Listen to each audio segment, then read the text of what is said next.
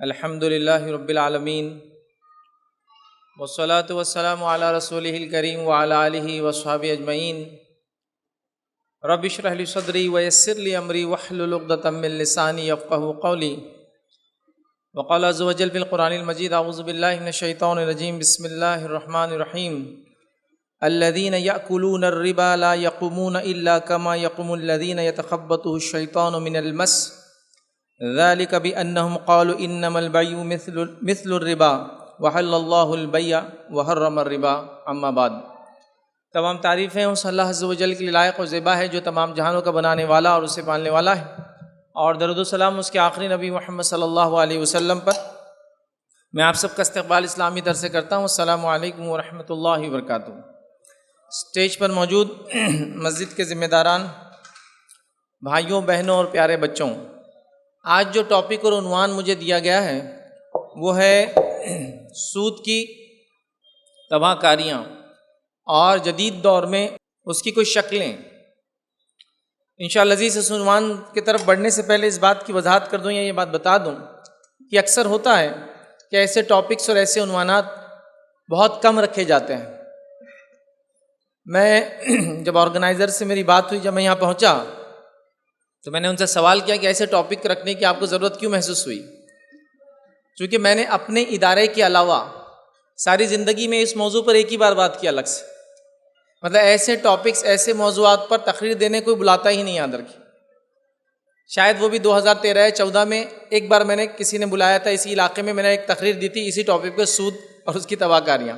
اس کے علاوہ جتنے ٹاپکس میں نے یہ دیے وہ سب ہمارے اسٹوڈیو میں ریکارڈڈ ہیں، چونکہ ایسے ٹاپک لوگ سننا نہیں چاہتے ہیں اور بولنا نہیں چاہتے ہیں، یا اس پہ کوئی ڈسکشن ہی نہیں ہو رہا ہے، جبکہ اس کا اتنا گہرا تعلق ہمارے جس کو کہیں گے زندگی سے جس کی کوئی انتہا نہیں۔ ابھی بات آپ کے سامنے آئی کہ حلال روزی کمانا کتنا ضروری ہے اور کیوں، چونکہ اگر حلال روزی نہ ہو ایک انسان کے پاس تو اللہ تعالیٰ اس کی دعائیں نہیں سنتا ہے دنیا میں، یہ اس کا نقصان۔ اس پہ اگر وہ حلال روزی نہیں کماتا، حرام کماتا ہے اور وہ سود کے ذریعے کما رہا ہے، جس کے اندر اللہ کے رسول صلی اللہ علیہ وسلم نے تو سود کے لینے والے کو، دینے والے کو، لکھنے والے کو، گواہ بننے والوں کو، سب کو برابر قرار دیا ہے، تو ظاہر سی بات ہے اس کی سب چیزیں حرام ہو جا رہی ہیں۔ لیکن بڑی افسوس کی بات ہے کہ کامنلی عام طور سے سود کو لیا اور دیا جا رہا ہے، یا اس کو لینا جس کو کہا جا رہا ہے کہ یہ تو طریقہ ہے، اس کے بغیر کیسے دنیا چلیں گی، کیسے معاملات ہوں گے، اکنامی کیسے چلیں گی، فائنینشیل انسٹیٹیوشنز کیسے چلیں گے، بزنس کیسے چلے گا میرا، معاملات آگے کیسے بڑھیں گے، سوال کیا جا رہا ہے۔ دوسری چیز یہ ہے کہ خواتین الحمدللہ ایک کثیر تعداد میں اس پروگرام کے اندر موجود ہے، تو ایک بات بتا دوں، خواتین کے لیے بھی ایسے ٹاپکس اور عنوانات کو سمجھنا بے حد ضروری ہے۔ ریزن بینگ کہ جن بچوں کو آپ تربیت دیتے ہیں اس تربیت کا یہ اٹوٹ حصہ ہونا چاہیے کہ جو سب سے بڑی قباحت اور حرام چیز ہے، ایک ایسی برائی جس کے خلاف اللہ اور اس کے رسول نے اعلان جنگ کر دیا ہے۔ مشرکین کے خلاف اعلان جنگ تب ہے جب وہ ہم سے جنگ کرے، ورنہ ان سے اعلان جنگ نہیں ہے ہمارا، لیکن سود خوروں کے خلاف اللہ نے اپنی کتاب میں اعلان جنگ کر دیا، یاد رکھیے۔ تو ایسے ٹاپکس، ایسے عنوانات کو خواتین نے سمجھ کر اپنے بچوں کو تعلیم اور تربیت دینی چاہیے۔ ایک مرتبہ ہم نے ایک پروگرام رکھا تھا جس میں ایک شیخ آئے تھے، وہ جو ہے اذان اور اقامت کے تعلق سے پورے مسائل جو سکھاتے تھے۔ تو جب ہم نے پروگرام رکھا تو خواتین کا بھی رجسٹریشن لیا، تو کسی نے ایک سوال کیا، خواتین نہ اذان دیتی ہے نہ ان کے لیے اقامت کی ضرورت ہے، پھر رجسٹریشن میں خواتین کو بھی کیوں لے رہے ہیں آپ؟ میں نے کہا یہی خواتین تو جب مائیں بنیں گی تو اپنے بچوں کو یہ مسائل سکھائیں گی نا۔ دیکھیے شریعت جو ہے اس کو جاننا سب کے لیے ضروری ہے، چاہے وہ مسئلہ اس سے تعلق رکھتا ہو یا نہ رکھتا ہو۔ جیسے مثال کے طور پہ غسل ہے تو غسل مجھے بھی کرنا پڑتا ہے، غسل خاتون کو بھی کرنا پڑتا ہے جب ٹوٹ جاتا ہے نا، تو ظاہر سی بات ہے مسائل سیکھیں گے۔ لیکن کچھ مسائل ایسے ہیں جو خواتین کے ہوتے ہیں لیکن پھر بھی مرد اس کو سیکھتے ہیں تاکہ ان کو سمجھائے، تو کچھ مسائل ایسے ہیں جو مردوں کے لیکن خواتین سیکھیں گی تاکہ اپنے بچوں کی تربیت کرے، اپنے اطراف پائے جانے والے مردوں کو بتائے کہ اذان کا یہ معاملہ ہے۔ تو ہم نے کہا اس لیے ان کا بھی رکھا، نہ اذان دیں گی وہ نہ اقامت دیں گی، لیکن بچوں کی تربیت تو کریں گی نا ایسی کہ بیٹا اذان ایسی دینا، اقامت ایسی ہے، مسائل یہ۔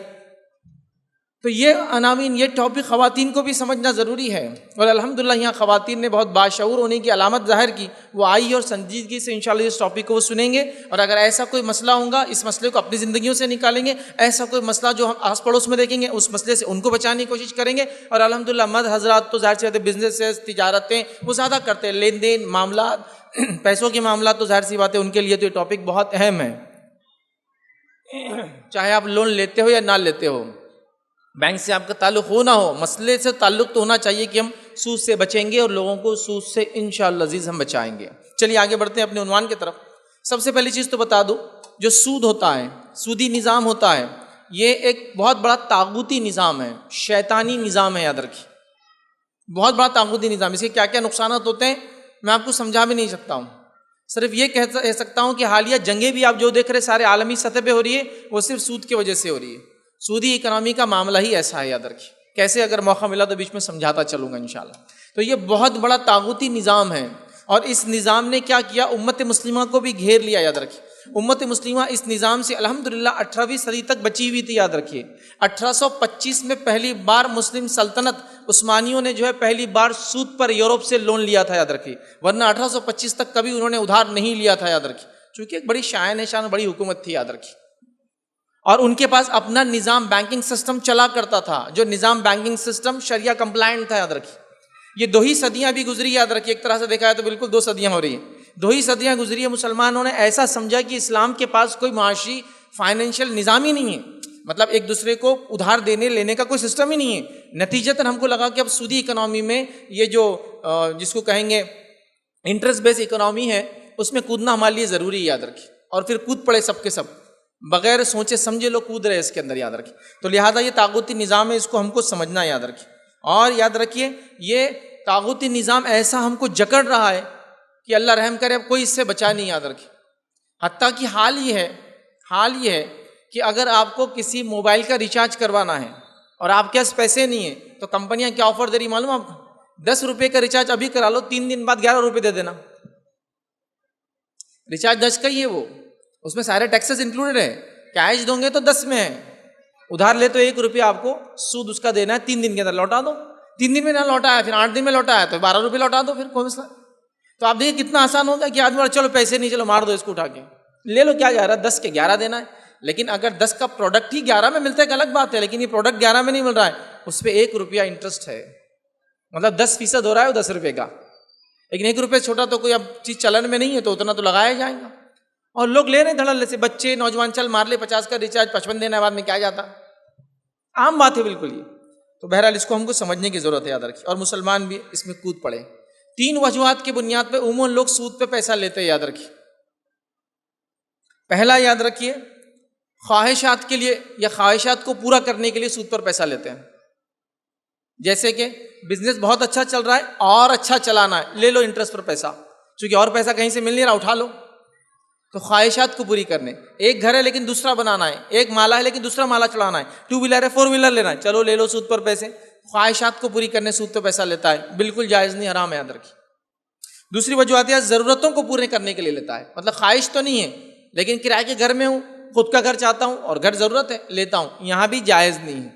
ضرورت ہے وہ آپ کی، لیکن کرائے گھر میں بھی انسان زندگی گزار سکتا ہے، سیکنڈ ہینڈ 2 ویلر پہ بھی زندگی گزار سکتا ہے، بغیر 2 ویلر کے سائیکل پہ بھی زندگی گزار سکتا ہے، تو یہ ضرورتوں کو بھی سود سے پورا کرنا جائز نہیں ہوا۔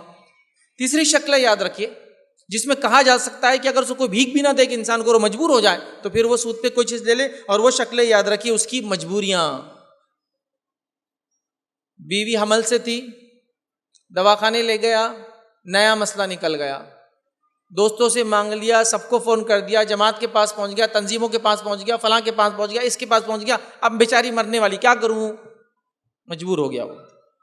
ایسے نظام ویسے ہونا چاہیے تھے ہمارے پاس کہ زکوٰۃ کے ذریعے، صدقات کے ذریعے کیا جائے مدد، لیکن افسوس کے ساتھ کہہ رہا ہوں ایسا نظم، ایسے نظام میں کہیں بھی نہیں پاتا ہوں، الا ماشاء اللہ کہ کچھ لوگ کوشش کر رہے ہیں، میں ان کو مبارکباد دیتا ہوں، وہ چاہے مسلمان ہو چاہے غیر مسلم ہو، اگر وہ سود سے بچانے کے لیے کوشش کرے میں مبارکباد دیتا ہوں اپنے طرف سے ان کو کہ وہ اپنے آپ کو بھی اور مسلمانوں کو بھی بچانے کی کوشش کر رہے ہیں۔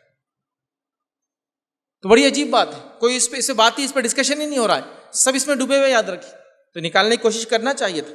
تو یہ مجبوریاں ایک الگ چیز ہے، یاد رکھے، اس پہ اب عالموں سے بات کیجیے، علماء سے رجوع کیجیے، وہ بتائیں گے، لیکن یہاں ہمارے پاس مجبوریوں کا تو چھوڑ دیجیے، خواہشات کے لیے ہی سب کچھ چیزیں ہو رہی ہے۔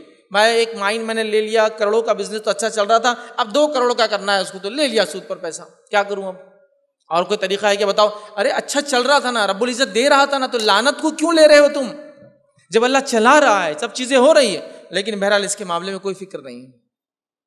اس پر بھی سماج کو مینٹین کرنا ہے، لوگوں کو دکھانا ہے، کمپیٹیٹر سے خامخواہ آگے جانا ہے، گھر والوں کو ایکسٹرا کچھ دینا ہے تو بس سود پہ پیسہ لو، تجارت کرو، آگے بڑھو، یہ سوچا جا رہا ہے، یاد رکھیے. اور مسلمانوں کی اکنامی، معیشت اس سے برباد ہو رہی ہے، یاد رکھیے.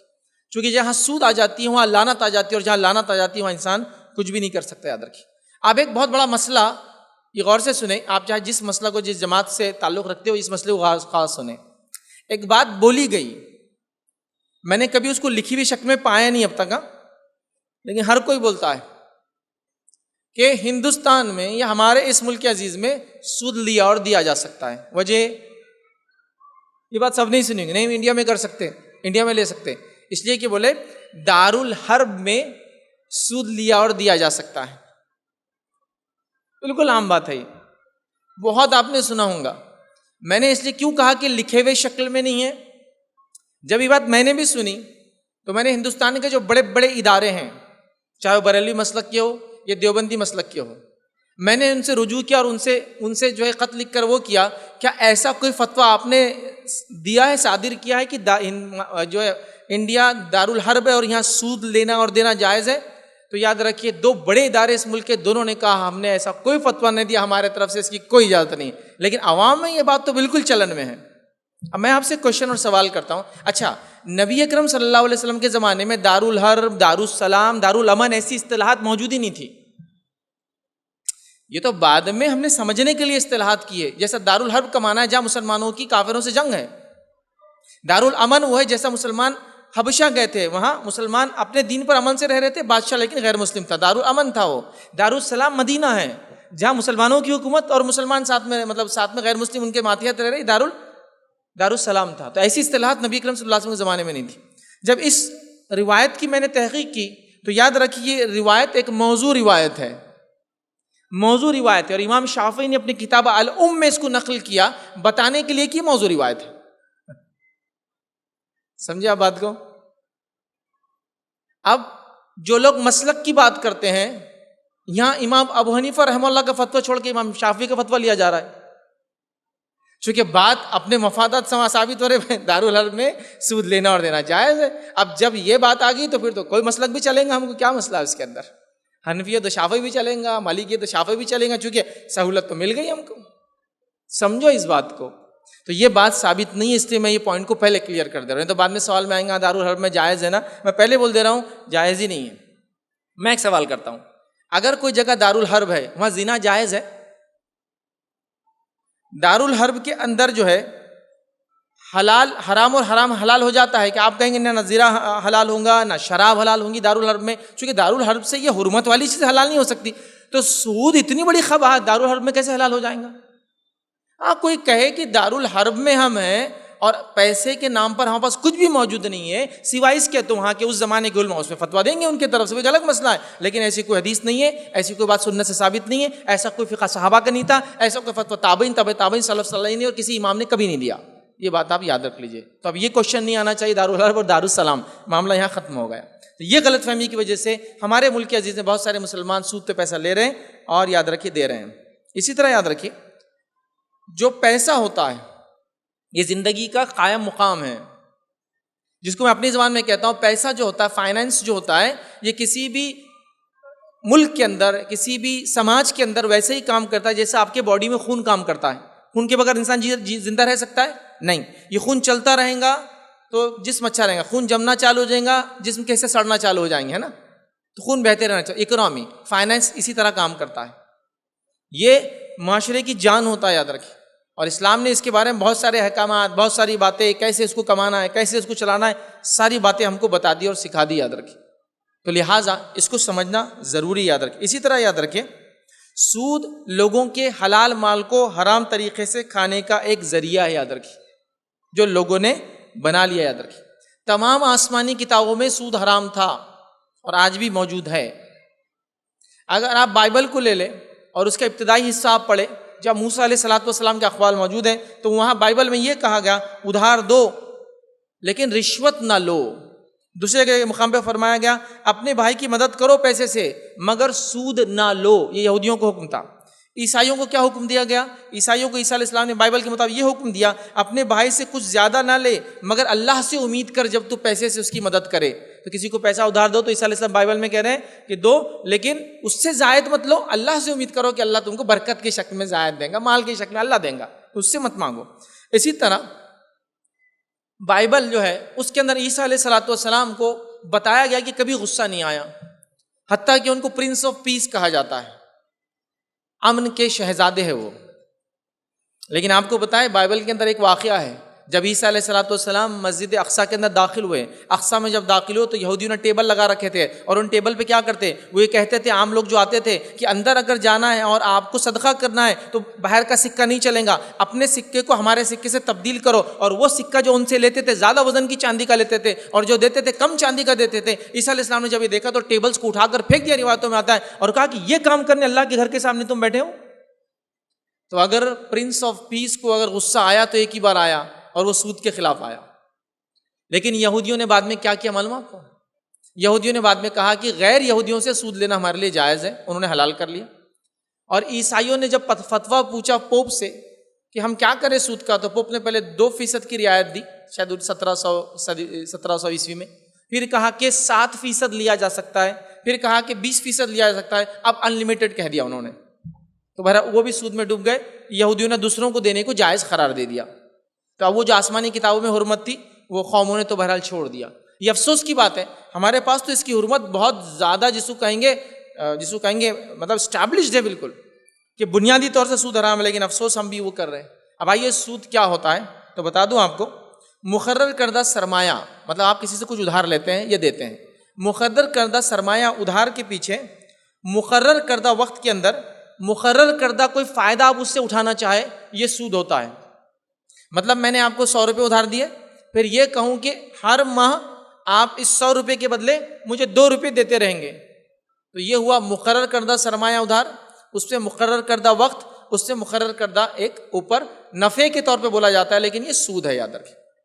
یا دوسرے الفاظ میں ہم کہیں گے ہر وہ قرض جو نفع لائے وہ سود ہے، ہر وہ قرض جو آپ کسی کو دے اور نفع لائے وہ سود ہے۔ اس لیے فقہا نے لکھا جب اگر کسی کو آپ پیسہ ادھار دیں اور وہ آپ کو خاص طور سے جو عموماً دعوت میں نہیں بلاتا تھا اب خاص طور سے بلایا تو آپ اس کو منع کر دیں، کیوں تو ہر وہ قرض جو نفع لائے، قرض دینے کی وجہ سے نفع کیا ملا؟ دعوت۔ ہر وہ قرض جو نفع لائے وہ سود ہے، پھر وہ نفع لایا نا، بینیفٹ لایا۔ اب اسی بنیاد پہ ہمارے پاس ایک اور چیز بہت بہت کامن ہے، عام طور سے یہ سوال آئیں گا تو جواب یہیں دے دے رہا ہوں۔ لوگ کسی کا گھر لیتے ہیں، اس کو رہن بولتے ہیں، اور کیا کرتے ہیں، مطلب مجھے پیسے کی ضرورت ہے 2 لاکھ، تو میں کیا کرتا ہوں، بولتا ہوں میرے گھر میں آپ آ کے رہ جاؤ اور مجھے 2 لاکھ روپے آپ دے دو، تمہارے پیسے کو سود نہیں، میرے گھر کو کرایہ نہیں۔ دیکھا آپ نہیں؟ لیکن یہ بھی سود ہے۔ ہر قرض جو نفع لائے، آپ کو نفع کیا ملا؟ گھر بغیر کرائے سے ملا۔ ایسا کہیں ہوتا ہے کہ دنیا میں بغیر کرائے سے گھر ملیں گا آپ کو؟ تو ہر قرض جو نفع لائے وہ سود ہے۔ تو یہ رہن کا گھر اسی کے اندر آتا ہے، جس میں آپ بولتے مجھے 10 لاکھ چاہیے، ٹھیک ہے آپ دے دو، میرے گھر میں آ کے رہ جاؤ، جب تک میں 10 لاکھ لوٹاؤں گا نہیں، گھر تمہارے پاس ہے۔ یہ نہیں ہوتا ہے، یاد رکھیں، یہ نہیں جائز شکل ہے اس کی، یہ بھی سود کی قسم اور حرام ہے۔ تو ہر وہ قرض جو نفع لائے، یہ میں نے اس لیے کہا کہ وہاں لوگ کیا بولتے پیسہ کہاں ہے اس میں شامل، اس کا گھر میں رہ رہے ہم، پیسہ شامل نہیں لیکن نفع تو اٹھا رہے نا۔ ہر وہ قرض جو نفع لائے، کیا نفع ملا؟ کرایہ نہیں دینا پڑ رہا آپ کو، یہ بھی سود ہے۔ چونکہ لوگ یہ سوال کریں گے، میرے ذہن میں تھا اس لیے میں نے یہیں اس کو بھی رکھ دیا ایک مثال کو سمجھانے کے لیے۔ اب آئیے سود کی حرمتیں کیا ہیں، اس کی ہلاکتیں کیا ہیں، اور اس کے پھر اقسام رکھوں گا اس کے بعد۔ یہ سمجھے سب سے پہلے، یہ اتنا ہلاکت خیز مرض ہے کہ دنیا کی جتنی جنگیں ہوتی ہے، قتل و غارت گری ہوتی ہے، فتنے ہوتے ہیں، خون خرابے ہوتے ہیں، برائیاں پھیلتی ہے، ایک ملک دوسرے کے اوپر مسلط ہو جاتا ہے، کیپٹلزم پھیل رہا ہے، سوشلزم پھیل رہا ہے، سب کی وجہ سود ہے، چونکہ وہ آپ کے پیسے کا فائدہ اٹھانا چاہتے ہیں بغیر آپ کو فائدہ دیے کہ آپ کے ریسورسز کا فائدہ اٹھانا چاہتے ہیں۔ تو اس سے کئی فتنے اور کئی فساد اور کئی برائیاں آتی ہیں، یاد رکھیں۔ اس چیز کو سمجھنا ہمارے لیے بے حد ضروری ہے کہ یہ اتنے نقصانات لاتا ہے۔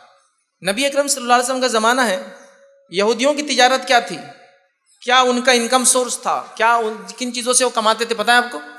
ان کے انکم سورس میں سب سے بڑی ان کی انکم تھی، یاد رکھیے، کہ وہ سودی تجارتیں چلاتے تھے، دوسرا ہتھیار بنا کے بیچتے تھے، تیسرا کھیتی باڑی کرتے تھے۔ لیکن ان کی مین تجارتیں 2 تھی، سود اور ہتھیار بنانا۔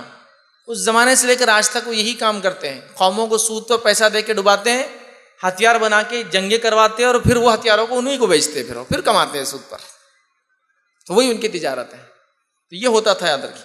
اللہ رب العزت نے قرآن میں کیا فرمایا سنیے. اللہ اعلان کرتا ہے سورہ بقرہ آیت نمبر جو ہے 175. آپ آگے بھی اس کو جو ہے اور بھی پڑھ سکتے ہیں, ڈیٹیل میں جا سکتے ہیں. اللہ فرماتا اور کہتا ہے الذین یاکلون الربا لا یقومون الا کما یقوم الذین یتخبطہ الشیطان من المس. اللہ فرماتا اور کہتا ہے سود کی ہلاکتیں کیا ہے آخرت کے اعتبار سے سنیے, دنیا کی بھی رکھوں گا کچھ. اللہ فرماتا اور کہتا ہے کہ جو لوگ سود کھاتے ہیں, سود کو کھاتے ہیں, وہ نہیں اٹھیں گے روز قیامت مگر ایسے کہ جیسے شیطان نے ان کو چھو کر گیا ہے. مطلب وہ باولے بن کر, پاگل بن کر اٹھیں گے. کسی مجنون انسان کو دیکھا آپ, سڑکوں پہ لوٹ رہا ہے, چلا رہا ہے, گاڑیوں کے سامنے کھڑا ہو جا رہا ہے, پاگل پن ہوتا ہے. تو اللہ فرما رہا ہے نہیں اٹھیں گے وہ لوگ مگر وہ جو سود کو کھاتے تھے اس کیفیت اور اس حالت میں جیسے کہ شیطان نے ان کو چھو کر گیا ہے. اور کیا وجہ تھی, وہ کیا کہتے تھے انما البیع مثل الربا, اس وجہ سے کہ وہ کیا کہتے تھے کہ سود بھی تو تجارت کے جیسا ہے. اللہ نے فرمایا احل اللہ البیع وحرم الربا, اللہ نے تجارت کو حلال قرار دیا اور سود کو حرام. اب یہاں اس آیت میں ایک بہت امپورٹنٹ پوائنٹ آ رہا ہے. آخرت کی سزا معلوم ہو گئی, باولے بن کر اٹھیں گے, شیطان چھو گیا, پاگل بن کر اٹھیں گے, یہ تو ہو گیا. لیکن ایک بات جو یہودیوں کی تھی اللہ نے یہاں دہراتے ہوئے کہی, کیا فرمایا, وہ یہ کہتے ہیں, کیا کہتے ہیں کہ اللہ فرماتا ہے ذالک بانہم, یہ اس لیے کہ قالوا, وہ کہتے ہیں انما البیع مثل الربا, اس لیے کہ تجارت بھی تو سود کی جیسی ہے. یہودیوں نے جب یہ آیتیں سنی جو قرآن کی آئی تو ان کی تجارتیں سود پر تھی, تو انہوں نے کیا کہا, ارے تجارت بھی تو سود ہے. دیکھو میں 5 روپے کا مال لاتا ہوں, دکان میں رکھتا ہوں, 6 روپے میں بیچتا ہوں, میں بھی 5 روپے ادھار دیتا ہوں, 6 روپے واپس لیتا ہوں. تو دیکھو سود اور تجارت ایک جیسی ہو گئی.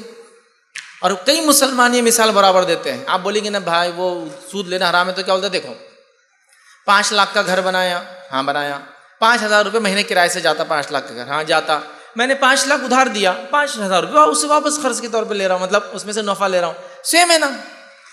لیکن گھر کا بنا کر کرائے پر دینا تجارت ہے, وہ جائز ہے.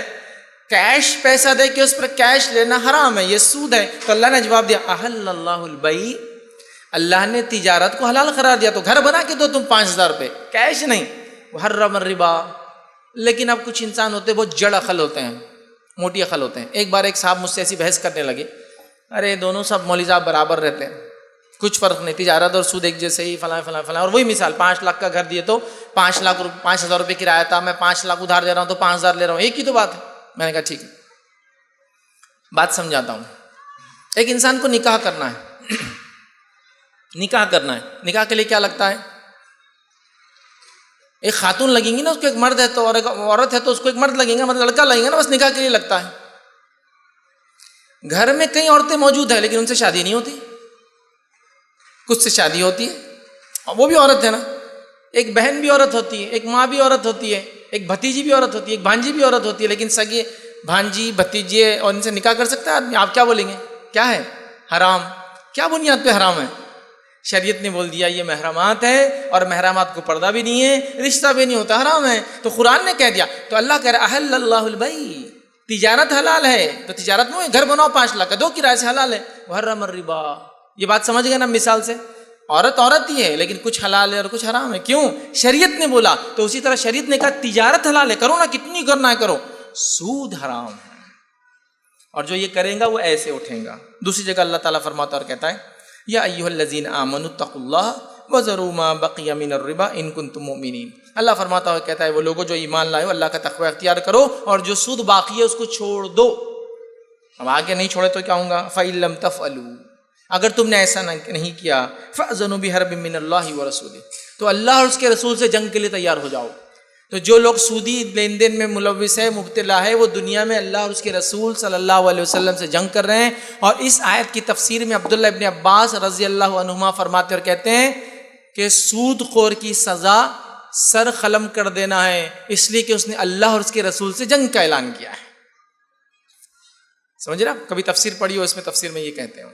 تو کتنا خطرناک چیز ہے, کتنی اس کی ہلاکت ہے. اب آئیے کچھ حدیثیں رکھ کر اس کے اقسام کی طرف جائیں گے, چونکہ وہ امپورٹنٹ ہے. اصولی طور سے سب لوگ جانتے ہیں سود حرام ماشاءاللہ, پھر بھی کچھ یاد دہانے کے لیے کرا.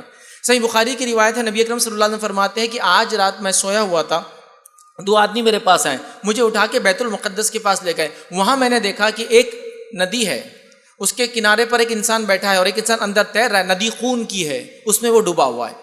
جب وہ آدمی جو اندر تیر رہا ہے تیرتے تیرتے کنارے کی طرف آتا ہے تو دوسرا آدمی ایک پتھر اٹھاتا ہے جو اس کے پاس رکھے ہوئے اور پتھر لے کر دے مارتا ہے اس کے منہ پہ، اس کا منہ پھٹ جاتا ہے پورا، اور پھر وہ ندی میں چلا جاتا ہے، پھر وہ گھومتا گھومتا گھومتا تیرتے آتا ہے، پھر جب کنارے پہ آتا ہے وہ پتھر لے کر مارتا ہے۔ میں نے پوچھا یہ آدمی کون ہے اور اس کے ساتھ کیا سلوک ہو رہا ہے؟ تو کہا یہ وہ لوگ ہیں جو دنیا میں سود کھایا کرتے تھے۔ سود کھانے والا کہاں تیر رہا ہے؟ خون کی ندی میں۔ اور ویسے یقین جانیے سودی اکنامی جو ہوتی ہے وہ انسانیت کو خون سے نلا دیتی ہے، جنگ اور جدال کرواتی ہے، فتنے اور فساد کرواتی ہے، خون خرابے ڈاکے دلواتی ہے، یاد رکھیے، اور کیا کچھ نہیں ہوتا ہے۔ تو یہاں آ گیا اس کا سزا آ گئی۔ دوسری روایت صحیح مسلم کی ہے، اس روایت کے اندر یہ الفاظ ہے، رسول اللہ صلی اللہ علیہ وسلم نے فرمایا، سود کے تعلق سے فرمایا، سود کھلانے والا مطلب سود کھانے والا، مطلب وہ جو سود پہ پیسہ دیتا ہے تو وہ کھاتا ہے نا، سود کھانے والا، سود کھلانے والا مطلب لینے والا جو پیسے کو واپس کھلاتا ہے، سود کا لینے والا، سود کا دینے والا، سود کا لکھنے والا اور سود پر گواہ بننے والا سب برابر ہے گناہ کے اندر۔ تو سود کے معاملے میں ہم کہیں بھی نہیں جا سکتے۔ کئی لوگ ایسے، ارے میرا دوست ہے بہت اچھا، بولا چلو بس گواہ بن جاؤ، تو میں گواہ بن گیا، بس چلے گیا تھا تھوڑی دیر کے لیے، نہیں ہوتا، یاد رکھیے یہ سب چیزیں حرام ہیں۔ حاکم کی روایت ہے، غور سے سنیے، آپ صلی اللہ علیہ وسلم فرماتے اور کہتے ہیں 4 آدمیوں کا اللہ تعالیٰ پر حق ہے کہ اس کو جنت میں ہرگز داخل نہ کرے، یہ اللہ کا حق ہے کہ اس کو کبھی داخل نہ کرے۔ کون ہے وہ 4 لوگ؟ سنیے، پہلا جو ہمیشہ شراب پیتا ہے، دوسرا سود خور، تیسرا یتیم کا ناحق مال کھانے والا، پانچواں اپنے والدین کو آنکھ کرنے والا، اپنی خدمت سے اور اپنے پیسے سے دور کر دینے والا۔ تو یہاں سود خور پہ اللہ کا حق ہے کہ اس کو معاف نہ کرے کبھی۔ سمجھ رہے آپ سود لیتے ہیں تو کیا نتیجہ اس کا؟ ابن ماجہ کی روایت میں سنیے سود خوری کا انجام نتیجہ کیا ہے۔ نبی اکرم صلی اللہ علیہ وسلم فرماتے اور کہتے ہیں سود کے 73 درجے ہیں، ایک روایت میں 70 سے زیادہ کے الفاظ ہیں، اس میں 73 ہیں، 73 درجے ہیں۔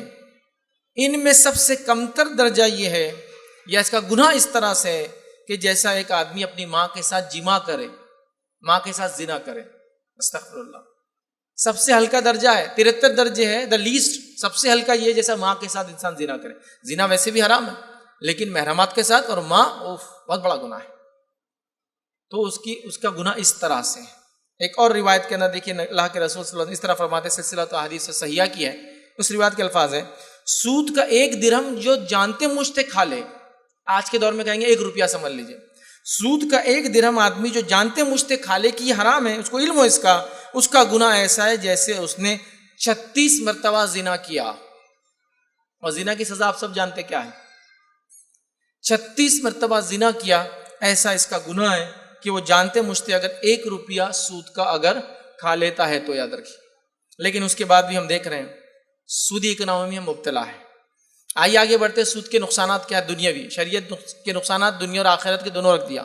دنیاوی کے نقصانات ہیں، دنیا میں فساد مچتا ہے، اسی طرح موت عام ہوتی ہے، قتل ہوتے یاد رکھیں، فتنے مچتے یاد رکھیں، قوموں کو غلام بناتی ہے سود کے ذریعے۔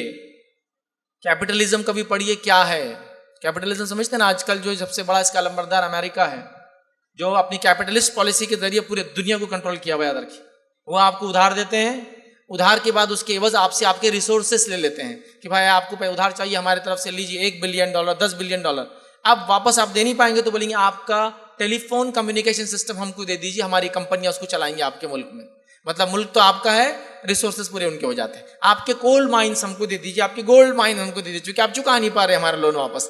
کیپٹلزم تو قوموں کو غلام بناتی ہے، جنگیں برپا ہوتی ہے، اخلاقی زوال آتا ہے سود کی وجہ سے، قطع رحمی عام ہو جاتی ہے، غریبی عام ہو جاتی ہے، بھوک مری عام ہو جاتی ہے، امیر ہوتا جاتا ہے، غریب ہوتا جاتا ہے، بغاوتیں عام ہوتی ہے، چوریاں اور ڈاکے ہوتے یاد رکھیں، فحش اور عریانیت یاد رکھیں بڑھ جاتی ہے، اور کئی لاتعداد اس کے گناہ جو ہوتے ہیں جو آپ سمجھ بھی نہیں پائیں گے، چیزوں کے کیسے اثرات ہوتے ہیں۔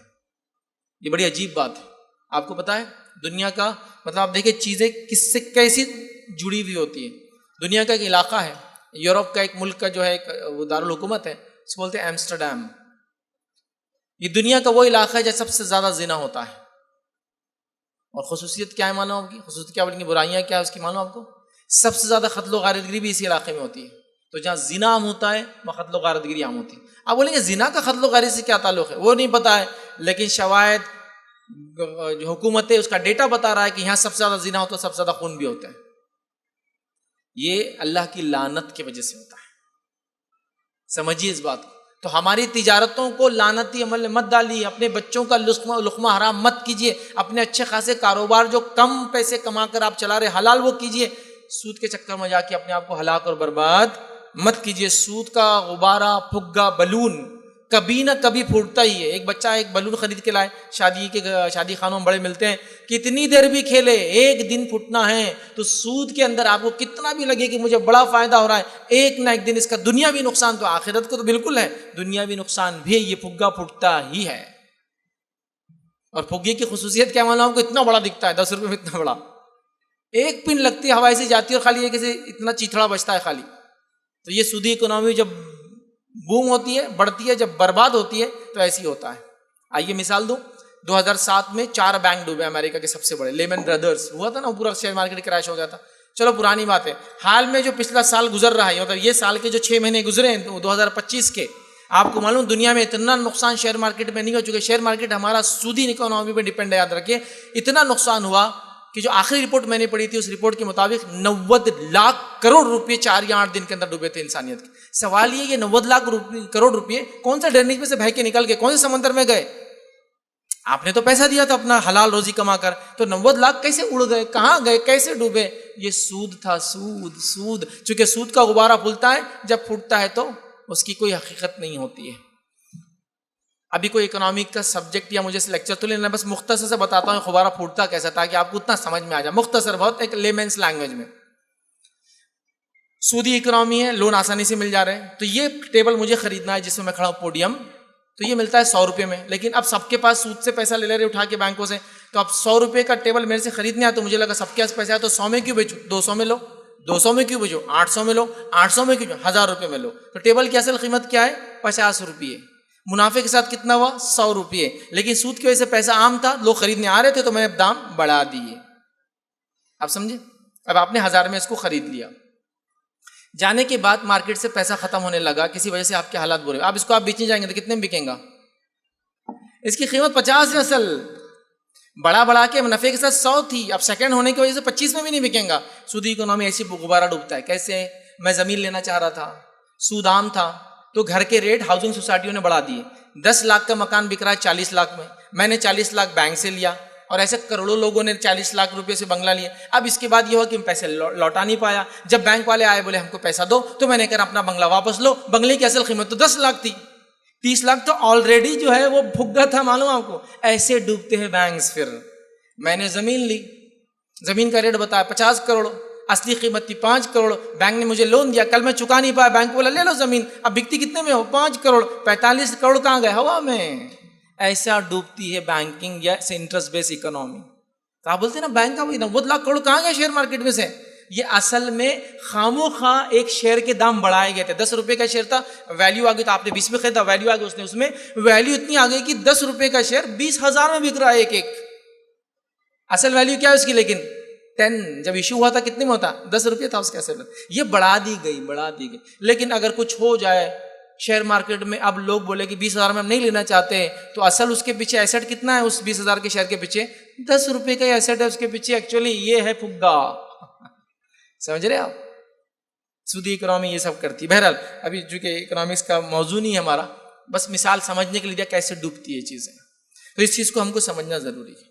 اب آج کے جدید دور میں وہ کیا کیا چیزیں جس کے ذریعے ہم جو مارکیٹ میں عام ہیں، جو سود کی قسمیں ہیں جو رائج ہے، جو رائج ہے، چند مثالیں دوں گا، کچھ رہ جائے تو آپ سوال جواب کے سیشن میں پوچھ سکتے ہیں یہ ہے کہ وہ ہے کہ. جو میرے ذہن میں ابھی تھی میں نے سب آپ کے سامنے رکھنے کی یہاں کوشش کروں گا. اب آئیے، سب سے پہلے اور سب سے عام شکل سود کی جو ہمارے مارکیٹ میں دکھائی دیتی، یاد رکھیے، وہ ہے جس کو عام زبان میں ہرازی کی بیسی بولتے ہیں. بیسی سمجھتا آپ کو؟ بیسی اب شاید آپ کے پاس کچھ چٹی بولتے ہیں، وہ چٹیاں ڈال کے شاید نکالتے ہیں نا، تو چٹی بولتے ہیں. لیکن وہ جائز ہے. اگر جیسا مثال کے طور پر 10 لوگ ملے، 10 روپے سب ڈالے، پھر چٹی نکالے، پھر نمبر 1 میرا آ گیا تو مجھے آپ 100 روپے دے دو سب مل کے، جو 100 جمع ہوئے تھے 100 مجھے مل جائیں گے، پھر اگلے بار آپ کو، اگلے بار آپ کو، اگلے بار. تو وہ تو جائز ہے، وہ مسئلہ نہیں ہے، جتنا پیسہ آتا اتنے دیا تھا. لیکن وہ چٹی جو عورتیں بھی ڈالتی ہیں، مرد بھی ڈالتے ہیں، عام چلتی ہے کہ ہم سب مل کے 10 روپے ڈالیں گے. اب میں ساری مثالیں 100 روپے سے دوں گا، مطلب پرسنٹیج وائز، تو آپ سمجھ جانا فیصد ہے، وہ 100 روپیز کی مثال ہے. تو 100 روپے میں 10 روپے 10 لوگ ڈال رہے ہیں، لیکن جب میرا نمبر اگر مجھے 1 چاہیے تو کیا بولا جا رہا ہے معلوم آپ کو؟ اگر آپ کو چٹھی نمبر 1 چاہیے تو آپ کو یہ 100 روپے کے بدلے ابھی تو 80 روپے ملیں گے. آپ بولے میرے کو ضرورت ہے دے دو، لیکن لوٹائیں گے کتنے آپ؟ 100. اور یہ 20 روپے وہ سب لوگ لیں گے جو 9 لوگ باقی تھے چٹھی کے اندر. تو یہ یاد رکھیے جائز نہیں، حرام ہے. اس کی ایک اور قسم ہے جو سیلف ہیلپ گروپ کے نام سے چلتی ہے، SHG بولتے ہیں اس کو، جس کو سنگھ بھی بولتے ہیں، جو بچت گڑھ بھی بولتے ہیں. مراٹھی میں تو بچت گڑھ، آپ کے کیا بولتے ہیں؟ حکومت کے طرف سے کچھ عورتیں ملتی ہے، جمع ہوتی ہے 30-40 لوگ، منڈل کچھ مہیلا منڈل. پھر وہ خسمیں کھاتی ہے، جو خدا کو جو مانتی ہے، اپنی بھگوان کو، اللہ کو، ان کو خسمیں کھاتی ہے کہ میں لوں گی لون واپس دوں گی. 4-5 عورتیں اس کی ذمہ دار بن جاتی ہے. پھر وہ سب سے 1,000 روپے جمع کرتے ہیں. لیکن جب ضرورت پڑتی ہے تو بس اب سمجھو 100 لوگ جمع ہو گئے، 1,000 جمع ہوئے تو 1 لاکھ بنے، تو وہ بولتے ہیں یہ 1,70,000 میں بکیں گے. مطلب کیا ہے؟ آپ کو ابھی 70,000 ہی ملیں گے، جمع تو 1 لاکھ. پھر وہ آپ لے لیتے 70 میں، واپس لوٹاتے 1 لاکھ، اور باقی ساری عورتوں کو اس کا سود ملتا ہے. یہ عام ہے یاد رکھیے. اور یہ چٹھی، یہ مہیلا منڈل یا مہیلا بچت گٹھ یا سیلف ہیلپ گروپ جو بولا جا رہا ہے، جو سودی سیلف ہیلپ گروپ ہے، یاد رکھیے اس نے تو بیڑا غرق کر دیا. یاد رکھیے حال میں نے ایک واقعہ سنا تھا، آپ ہی کے اسٹیٹ کا تھا. واقعہ یہ تھا کہ ایک عورت نے وہ چٹھی ڈالی تھی. اب وہ چٹھی کا لینے والا آ گیا تو اس نے یہ سوچ کر کیا وہ آ کے پوچھیں گا یہ ہوں گا، میں نے بھگوان کی قسم کھائی ہے میرے پہ لعنت ہو جائیں گی، بلا آئیں گی، یہ آئیں گی. اس نے کیا کیا، صندوق تھا، بڑے صندوق ہوتے ہیں نا گاؤں میں، وہ صندوق کے اندر جا کے چھپ گئی، جس میں وہ بستر رکھتے ہیں نا، بڑا جو ہوتا ہے. لیکن ہوا کیا معلوم آپ کو؟ جب وہ اندر جا کے چھپی تو اندر جانے کے بعد وہ کڑی گر گئی اس کی جو اوپر سے تھی، اور وہ ٹین یا کسی چیز کا بنا تھا. تھوڑی دیر تو وہ زندہ رہی، لیکن پھر سانس نہیں ملی اس کو، اس کی ڈیتھ ہو گئی، مر گئی وہ. یہ تو چلو بچنے کا تھا. کتنی عورتیں اور کتنے مرد جو اپنے آپ کو لٹکا کر جو ہے پھانسی لے رہے، سوسائڈ کر رہے ہیں آپ کے علاقے میں ہر جگہ. کیوں؟ یہ چٹھی اور یہ بچت گٹھ کے چکر میں. یہ بھی اس کی ایک گھنونی شکل ہے، لیکن اس کی اس سے بھی گھنونی شکل ہے، بہت گھنونی شکل ہے. اور میں پیچھے نہیں ہٹوں گا یہ بولتے ہوئے، بتاتے ہوئے، چاہے مسلمان ہو چاہے نان مسلمان، جو سن رہا ہے سنیں اس بات کو. اس کی سب سے گھنونی شکل یہ ہے کہ یہ چٹیاں ڈالی جاتی ہے، اس کو اصل چلانے والے مرد ہوتے ہیں، لیکن سامنے عورتوں کو رکھ کے چلاتے ہیں. جب ایک عورت چٹھی کا پیسہ واپس نہیں دے سکتی تو پھر وہ مرد اس کو پیغام بھیجتا ہے کہ چٹھی کا پیسہ جب تک واپس نہیں دے رہے، ہر ہفتے آ کے میرے ساتھ سونا، تو پھر وہ چٹھی چلو معاف ہے تم کو. سمجھ رہے ہیں آپ میں جو بولنا چاہ رہا ہوں؟ پھر وہ آتا ہے، اس کا جسمانی فائدہ اٹھاتا ہے، جب تک پیسہ نہیں دیتی چلنے دیتا ہے. جب اس کا دل بولا یہ فائدہ اٹھاتا ہے، جب چاہے دوستوں کو ساتھ لے کر آتی یہ ہوتا ہے. یہ تو عام بات ہے بالکل. مطلب آپ کہیں گے ٹھیک ہے فیض صاحب اتنا کھل کے نہیں بولنا، ارے چیزیں ہو رہی دنیا میں. شتر مرغ کے جیسا صرف مٹی میں سر ڈالنے سے آپ بولیں کہ شیر نہیں آئے، شیر سامنے کھڑا ہوا ہے. زنا عام ہو جاتا ہے، ولد الزنا عام ہو جاتے ہیں، گناہ عام ہو جاتے ہیں. میں نے اس پر کئی فلمیں تک دیکھی، جو 8 فلمیں بالی ووڈ میں بنی ہیں، جو صرف یہ چٹھی کے ہونے والے نقصانات اور زنا کیسے سے عام ہوتا ہے وہ بتایا گیا. سمجھ رہے ہیں آپ؟ تو کہاں ہیں ہم مسلمان؟ یہ چیزوں میں مبتلا ہے، یہ سب کام کر رہے ہیں. مردوں میں بھی یہ چٹھی بڑی عام چل رہی. بزنس مین جمع ہوتے ہیں، 1 لاکھ روپے کی چٹھی ڈالے، 80,000 میں بکری، 70,000 میں بکری، 60,000 میں بکری. میرے کو ضرورت ہے ابھی 60 دے دو میرے کو، 100 واپس کر دوں گا، مطلب 1 لاکھ. کیا ہے یہ؟ تو یہ عام ہو چکی ہے. جانے جا رہی ہے، مال جا رہا ہے. ابھی حال میں نے خبر دیکھا تھا، ایک بہت بڑا بزنس مین تھا، اسٹیٹ تو بھول گیا میں، 2 میاں بیوی، 2 ماں باپ، 4 اور 3 بچے، 7 لوگ، آندھرا پردیش کے تھے. ایک مشہور مندر ہے یہاں، وہاں گئے زیارت کے لیے بول کر. کروڑوں کا لون رکھا تھا، بڑا بزنس مین تھا، لوٹا نہیں پا رہا تھا. بینک والوں نے، چٹھی والوں نے ناک میں دم کر دیا. سب کو، فیملی کو لے گیا. سب لوگوں نے مندر کی وہ وزٹ اور زیارت کی. کار میں بیٹھے سب نے زہر پی لیا. جو لوگوں نے آخر میں دیکھا تو وہ جو مین آدمی ڈرائیو کر رہا تھا، جو گاڑی پارک تھی، دیکھا سب کھائے کیے ہوئے لوگ تھے. دروازے کو ہٹکا دیا تو تھوڑا ہوش میں تھا. پوچھا کیا ہے تو بولے ہم کو کچھ کھانے میں شاید گڑبڑ ہو گئی. مطلب اتنے بھی اس نے جھوٹ ہی بولا، چونکہ وہ نہیں چاہتا تھا وہ زندہ بچے. دواخانے لے جانے تک وہ 6 تو مر چکے تھے، یہ بھی مر گیا. کس وجہ سے؟ یہ سودی لعنت کی وجہ سے. کیا یہ مسلمانوں کا ہمارا کام نہیں تھا کہ سود ہمارے پاس حرام ہے تو اپنے آپ کو بھی بچائے اور دوسروں کو بھی بچائے؟ یہ کیسے ہو سکتا ہے کہ ہم بھی سود کھائیں اور دوسروں کو بھی سود کھانے دیں؟ اچھائی کو حکم دینا اور برائی سے روکنا ہمارا کام ہے نا. چاہے وہ مسلم ہو چاہے نان مسلم ہو، سب کو اچھائی کا حکم دینا ہے، سب کو برائی سے روکنا ہے. تو اللہ کیا پوچھیں گا نہیں ہمارے ان طبقے سے، ان لوگوں سے جن کو اللہ نے عقل، پیسہ، مال، دولت دیا تھا کہ تم نے ایسے نظام کیوں نہیں شروع کیے جس کے اندر تم سود سے لوگوں کو بچاؤ. یہ بڑی بات یاد رکھیں. تو بہرحال یہ چٹھی تو ایک دم سمجھو پہلی شکل ہے. بسی بولتے ہیں، چٹھی بولتے ہیں، سنگ بولتے ہیں، سیلف ہیلپ گروپ بولتے ہیں، جو بھی آپ بچت گٹ، مہیلا گٹ، اور جو بھی بہرحال آپ بولتے ہیں وہ سب چیزیں یاد رکھیں. اسی طرح سودی ہینڈ لون، بھائی آپ مجھے 100 روپے دے دیجیے ادھار، 2 مہینے بعد 150 واپس کر دوں گا، 2 مہینے بعد 125 واپس کر دوں گا، نہیں ہوا تو تیسرے مہینے اور 25 ملا دینا اس میں، تو وہ 175 ہو جائیں گے، نہیں ہوا تو پھر چوتھے مہینے اور 25 ایڈ کر دینا. کامن ہے، عام ہے بالکل. سودی ہینڈ لونز ایک دوسرے کو جو دے رہے ہیں. اب دینے والا بولتا میرے کو کیا فائدہ ہے اس میں؟ ارے تجھے آخرت کا فائدہ ہے، تجھے برکت والا فائدہ ہے. یا تو تجارت میں پھر پارٹنر بن جاؤ اس کے سیدھا سیدھا کہ میں 100 روپے دے رہا ہوں، کیا لا رہا ہے؟ اتنا لا رہا، تو اس پارٹنر سے میرے کو 10% کا پارٹنر بنا لیتے رہے، سلیپنگ پارٹنر. لیکن سود نہیں لے سکتے آپ. تو ہینڈ لون والے سود. اسی طرح فائنینس پہ گاڑیاں، گھر لینا، سود دینے میں آئے. چلو کھا نہیں رہا لیکن حدیث کے مطابق تو لینے والا دینے والا، کھلانے والا کھانے والا، لکھنے والا اور گواہ، چاروں جو ہے برابر ہے. تو یہاں دیا جا رہا ہے، گاڑی لی جا رہی ہے، گھر لیا جا رہا ہے. مجھے بتاؤ کرائے کے گھر میں زندگی نہیں گزار سکتے ہو کیا؟ جو اپنا خود کا اچھا گھر بنا کے اللہ کی لعنت دن رات برس رہی جس گھر پہ سود کی وجہ سے، اس میں رہنا چاہتے ہیں؟ بتاؤ کرائے کا گھر اس سے اچھا ہے، ٹین کا گھر اس سے اچھا ہے، پھٹے ہوئے ٹین کا گھر اس سے اچھا ہے، پلاسٹک ڈال کے جینا اس سے اچھا ہے، جنگل میں جا کے رہنا اس سے اچھا ہے. چونکہ اللہ کی لعنت دن اور رات برس رہی ہے آپ پر، سود خوروں پر، سود لینے اور دینے والوں پر. ایک مومن یہ نہیں کر سکتا. تو فائنینس پر گاڑیاں. اچھا گاڑی کیوں نہ، 50,000 ہے گاڑی لیکن 1 لاکھ کی لینا ہے، سیکنڈ ہینڈ لے لے. وہی 1 لاکھ کی گاڑی سیکنڈ ہینڈ 50,000 میں آ جائیں گی نا؟ نہیں، میرے کو شان بتانا ہے نا دنیا میں، کیسے لوں گا میں سیکنڈ ہینڈ گاڑی؟ چھوٹی موپیڈ لے لے، مطلب بڑی بائک کے بدلے. نہیں، موپیڈ کیسے لوں گا؟ خاندان میں کوئی 50 cc کے نیچے گاڑی چلاتے نہیں ہمارے. 100، 150، 350 cc لگتی ہے ہم کو صرف، چاہے وہ سود کی ہو، لوٹ کی ہو، اس کی ٹوپی اس کے سر پہنچا کے ہو، حرام خوری کی ہو، لوٹ مار کی ہو. کرتے تو یہی لیکن ہم لوگ یہ سب چیزیں یاد رکھیں. تو دکھاوے کے لیے گاڑیوں اور گھر کے لیے یہ سب چیزیں برباد ہو رہی. اسی طرح فکس ڈپازٹ کرتے بہت سارے مسلمان، سود کی بھی ایک قسم ہے. اور اس کے بدلے میں جو بھی الگ الگ جو پینشنرز کی اسکیم ہے، جو لوگ 60 سال سے اوپر ہے ان کے لیے الگ، 65 سال سے اوپر ہے ان کے لیے الگ ہے، نوجوانوں کے لیے الگ ہے، اور الگ الگ فیصد ہے، 7% سے لے کر 10.25% تک ملتے ہیں الگ الگ سود کے قسمیں. بچوں کے لیے، بڑے ہوں گے تو ملیں گا سود، فلاں سود، یہ سود، پینشن والا سود، یہ سب یاد رکھیں. تو یہ بھی اسی کی قسم ہے. اور اس میں یہ قسم بھی ایک جو انشورنس کی شکل میں آتی ہے، جس کا ایڈ تو آج کل آپ نے بہت دیکھا ہوگا کہ آج لگائیے ہر مہینے 1,000 روپئے، ریٹائرمنٹ کے بعد آپ کو ملیں گا 30 سال کے بعد ہر مہینے 4 لاکھ روپئے. اوہو، یہ کون سی اسکیم ہے یار جو 4 لاکھ دے رہی؟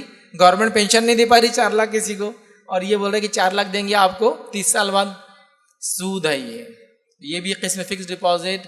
انشورنس کے اسکیمز جو مسلمان نہیں کر سکتے. سی سی اکاؤنٹس لوگ کھولتے ہیں بینکس میں، کیش کریڈٹ اکاؤنٹس، کہ بھائی سی سی اکاؤنٹ میں آپ کو ایشو ہو جاتا ہے کہ بھائی 10 لاکھ تک آپ ادھار لے سکتے. مطلب مثال کے طور پر آپ نے ایک چیک ایشو کیا، میرے اکاؤنٹ میں 5 لاکھ، چیک 10 لاکھ کا ہے، 10 لاکھ تک آپ کا سی سی اکاؤنٹ ہوتا تو فوراً وہ کیا کرتے، 5 لاکھ ان کی طرف سے دیتے اور جتنے دن تک واپس نہیں آتا اس کا سود لگاتے رہتے. اس کو بولتے ہیں کیش کریڈٹ اکاؤنٹ، سی سی اکاؤنٹس ہیں. اس کے علاوہ جو اس کی قسمیں اگر سود کی آج کے دور میں دیکھنا ہے تو یاد رکھے سیونگ اکاؤنٹس میں سود آتا ہے. ٹھیک ہے، یہ تو مجبوریاں، سیونگ اکاؤنٹ کھولتے ہیں تو کبھی تو آپ کیا کریں، سود کا حساب کتاب کریں اور اس کو فوراً نکال دیا کریں. بہرحال اس کے ساتھ ساتھ یاد رکھیں ایجوکیشنل لون، یہ بھی کامن ہوگا. بچہ امریکہ جائیں گا تو پڑھیں گا، امریکہ جانے کو 30 لاکھ چاہیے، 50 لاکھ چاہیے. اب کیا کریں، ہمارے پاس تو نہیں، پڑھنا تو بہت ضروری ہے. ہاں، ارے ایسی پڑھائی کیا کام کی جو سود، اللہ اور اس کے رسول کے خلاف جنگ کا اعلان کر رہی ہے. کون سی برکت آئیں گی، کون سی زندگی اچھی چلیں گی؟ اس سے اچھا تو ہندوستان میں پڑھے اور یہاں کمائی زیادہ فائدے مند ہے. نہیں صاحب، اتنا کر لیا تو اب تو جانا ضروری ہے اس کو باہر. نہیں پلیز، اللہ کے لیے مت کرو ایسے. یہ ضرورتوں میں نہیں آتا ہے. میں نے پہلے رکھ دیا نا، 3 وجوہات سے لوگ سود پہ لون لیتے ہیں. ایک ہوتا ہے خواہشات، ایک ہوتا ہے ضرورتیں، اور ایک ہوتا ہے مجبوریاں. مجبوریاں کی الگ بات ہے، یہ تو خواہشات اور ضرورتوں کے لیے لے رہے ہیں آپ صرف. بہرحال اس کو سمجھے. اسی طرح انشورنس جتنے بھی لائف انشورنس مسلمان نہیں کرا سکتا، اس لیے کہ یہ سود پہ مبنی ہے، یاد رکھیے. اسی طرح اس کی ایک قسم یاد رکھیے، وہ انویسٹمنٹ اور بزنس ہے جو آج کل آن لائن تو بہت چل رہے. $100 لگا دو، $2.50 روز ملیں گے. کر رہے کہ نہیں کر رہے ہمارے نوجوان بزنس؟ چپکے لگائے ہوئے $100 $200. $100 لگا دو، $2.50 روز آئیں گے. اور 3 دنوں کا $60 تو آ گئے اپنے. $100 کتنا ہوتا ہے؟ 8,500 روپیہ. اور کبھی کہا تو ایپ کیا بول رہا ہے معلوم، $100 ہم ہی فری دیتے ہمارے طرف سے، پہلے ہماری طرف سے لو، پھر $100 دے کے آپ ممبر بن گئے، 2.5 روپیہ آپ کو 2.5 ریال جو ہے ڈالر آ رہے ہیں. پھر وہ بولتا آپ اگر 3 ممبر اور بنا دینا تو آپ کو 2.5 نہیں آئیں گے روز, $4.5 آئیں گے. پھر آپ تو انہوں بھاگتے 3 ممبر لاتے $100 کے, ان کو پورے پیسے دینا پڑتے, تو ان کو پیسے دینا 8,500 ان کو کتنے آئیں گے؟ پھر 2.5 آئیں گے. وہ پھر 3 کو چونا لگائے 3 مل کر, تو وہ 3 کے چونا لگانے کے بعد ان کو پھر چونا آتے رہتا. یہ سب بولتے ہیں اس کو ملٹی لیول مارکیٹنگ کے ایسے بزنسز جو آن لائن آ رہے ہیں. کبھی یہ ممبر بناؤ بولتے ہیں, کبھی ممبر نہیں آپ کو دیتے ہیں. پھر جب آپ $1,000 $100 کا اتنا فائدہ ہوتا ہے, ایک بار آتا ہے کہ $1,000 لگا دیا تو کتنا ملیں گا پھر روز؟ $25 بولے تو روز کی انکم کتنی ہوگی اندازہ لگا لو, $2,500 تقریباً. لگا دو $1,000 لگا دیا, $25 آنا چالو 1 مہینے تک, ماشاء اللہ. $2,000 لگاتا ہوں, $2,000 لگانے کے بعد ایپ ہی نہیں چل رہا ہو. اب بیچارہ خاموشی سے کسی کو بولتا بھی نہیں, خون کے آنسو پی لیتا اور خاموشی سے خاموش بیٹھ جاتا. ہاں اس نے کسی کو ممبر بنایا تو جب گھر پہ آتا ڈنڈے ونڈے لے کے تو بھاگ جاتا پھر نکل کے. پھر ابا بیچارے بولتے بھائی جان دو, اللہ کے لیے معاف کر دو, فلاں کرو. میرے بھائی کیوں ڈالا آن لائن پیسہ؟ یہ کون سا انویسٹمنٹ کا طریقہ ہے جہاں پارٹنر کو نے معلوم ہی نہیں؟ میں بول رہا ہوں آپ کے بچے کو شادی کرنا, ہاں لڑکی بتاتا ہوں آن لائن, شادی کراتا ہوں آن لائن, لڑکی ملیں گی نہیں کبھی. تو یہ کون سا نکاح جس میں بیوی ملتی نہیں انسان کو؟ یہ کون سا بزنس جس میں آپ پہچانتے نہیں کس کو انویسٹ کر رہے ہیں, کون ہے ادھر بیٹھا ہوا؟ امریکہ میں بہت بڑی کمپنی ہے, بلینر. ارے بھائی یہ لیپ ٹاپ پہ نا پوری دنیا دکھ سکتی ہے آپ کو, ملین بلین ٹریلین سب ہو جاتا ہے. 6 مہینے بعد کوئی دکھتا نہیں ہے, لاکھوں کروڑوں کا چونا لگا کے نکل جاتے ہیں.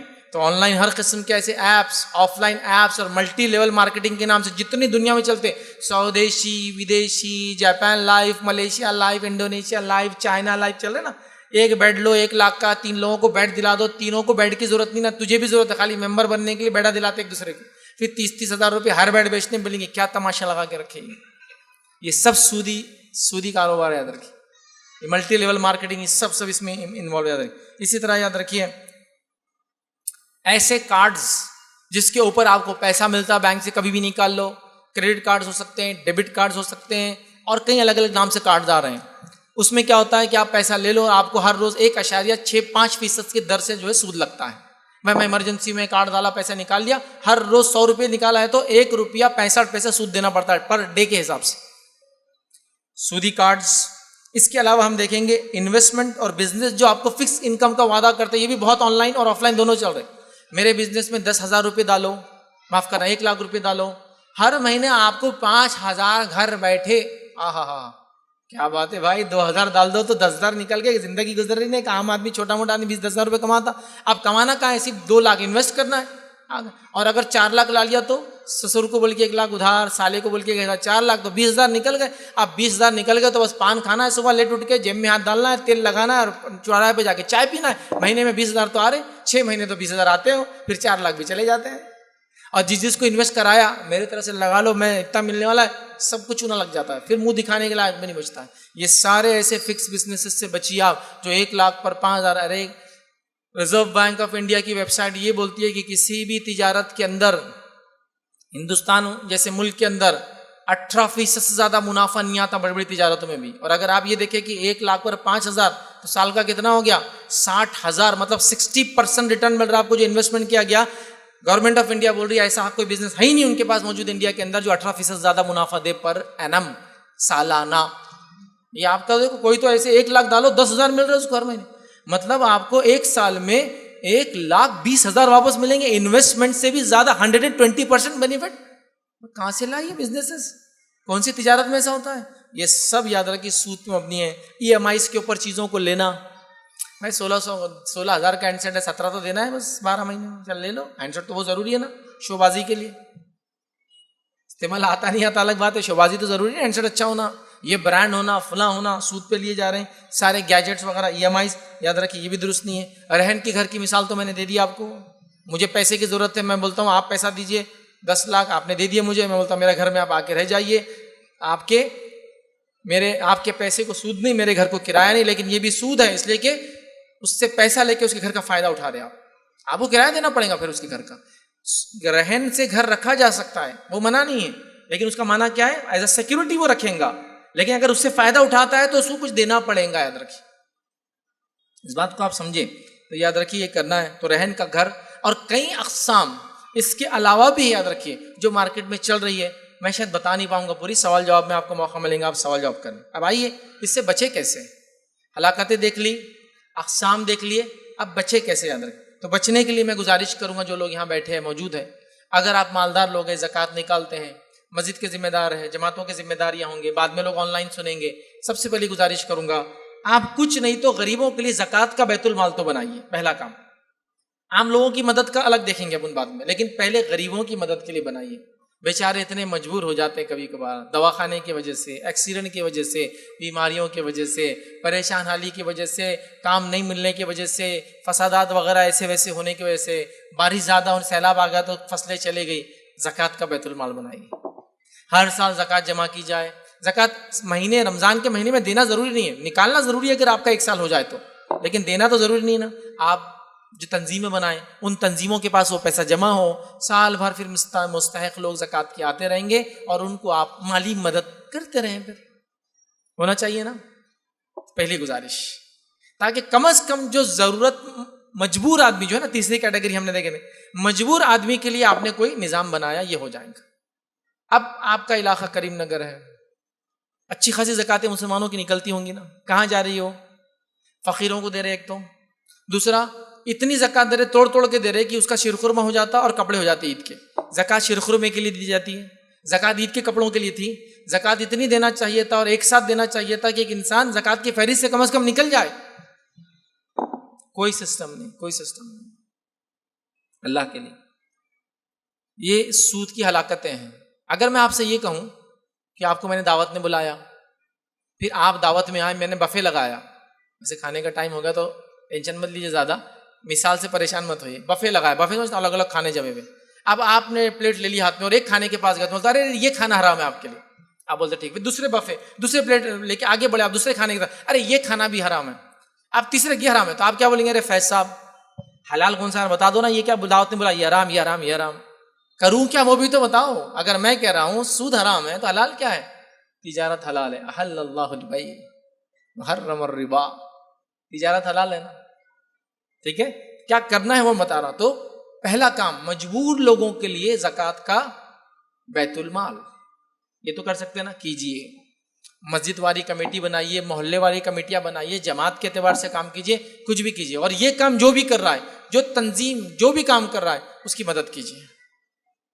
بہت بڑا کام ہے سود سے بچانا لوگوں، یہ لعنت سے بچانا، جو عزتیں لے رہی ہے، جانیں لے رہی ہے، خون بہا رہی ہے، آخرت اور دنیا کی لعنت لا رہی ہے، ٹھیک ہے۔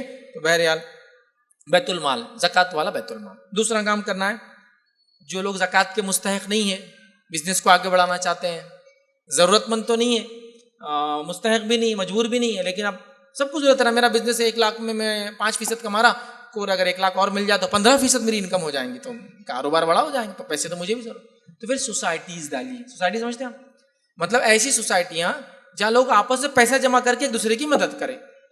جیسے مثال کے طور پہ 10 بزنس ملے، 10 ہزار روپے مہینہ ہم جمع کریں گے اور اس مہینے کا لون کسی ایک بزنس مین کو دے دیں گے بغیر سود کے، پیسہ کم نہ پیسہ زیادہ، ٹھیک ہے، اگلے مہینے کسی اور کی انشاءاللہ اسی مدد کریں گے۔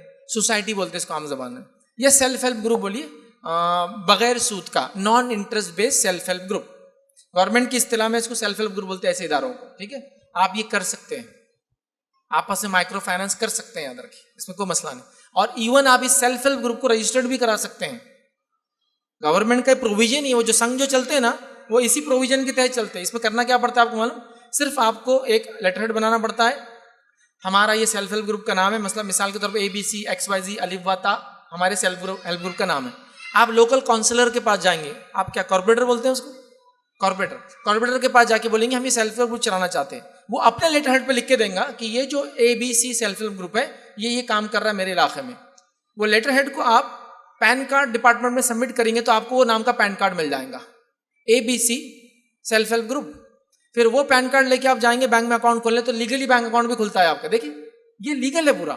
وہ لوگ سود پہ چلا رہے ہیں، آپ بغیر سود کی چلائیے، اکاؤنٹ کھول کے چلائیے، لیگل ہے یہ self help group government of India نے لیگل کیا ہے۔ جو سنگھ اور یہ بچت گٹ سسٹم عورتوں میں جو چل رہے ہیں نا، وہ بنیاد پہ چلتے ہیں، جو اکاؤنٹ سے پیسہ دیتے ہیں، اکاؤنٹ لیتے ہیں، وہ رجسٹرڈ ہوتے ہیں۔ تو وہ رجسٹریشن اتنا آسان کیا انہوں نے تاکہ مائکرو فائنانس، چھوٹا موٹی مدد لوگ آپس میں ایک دوسرے کی کر لے، 10 20 50 ہزار لاکھ روپے تک کرو یہ کام۔ کیوں نہیں کرتے یہ کام؟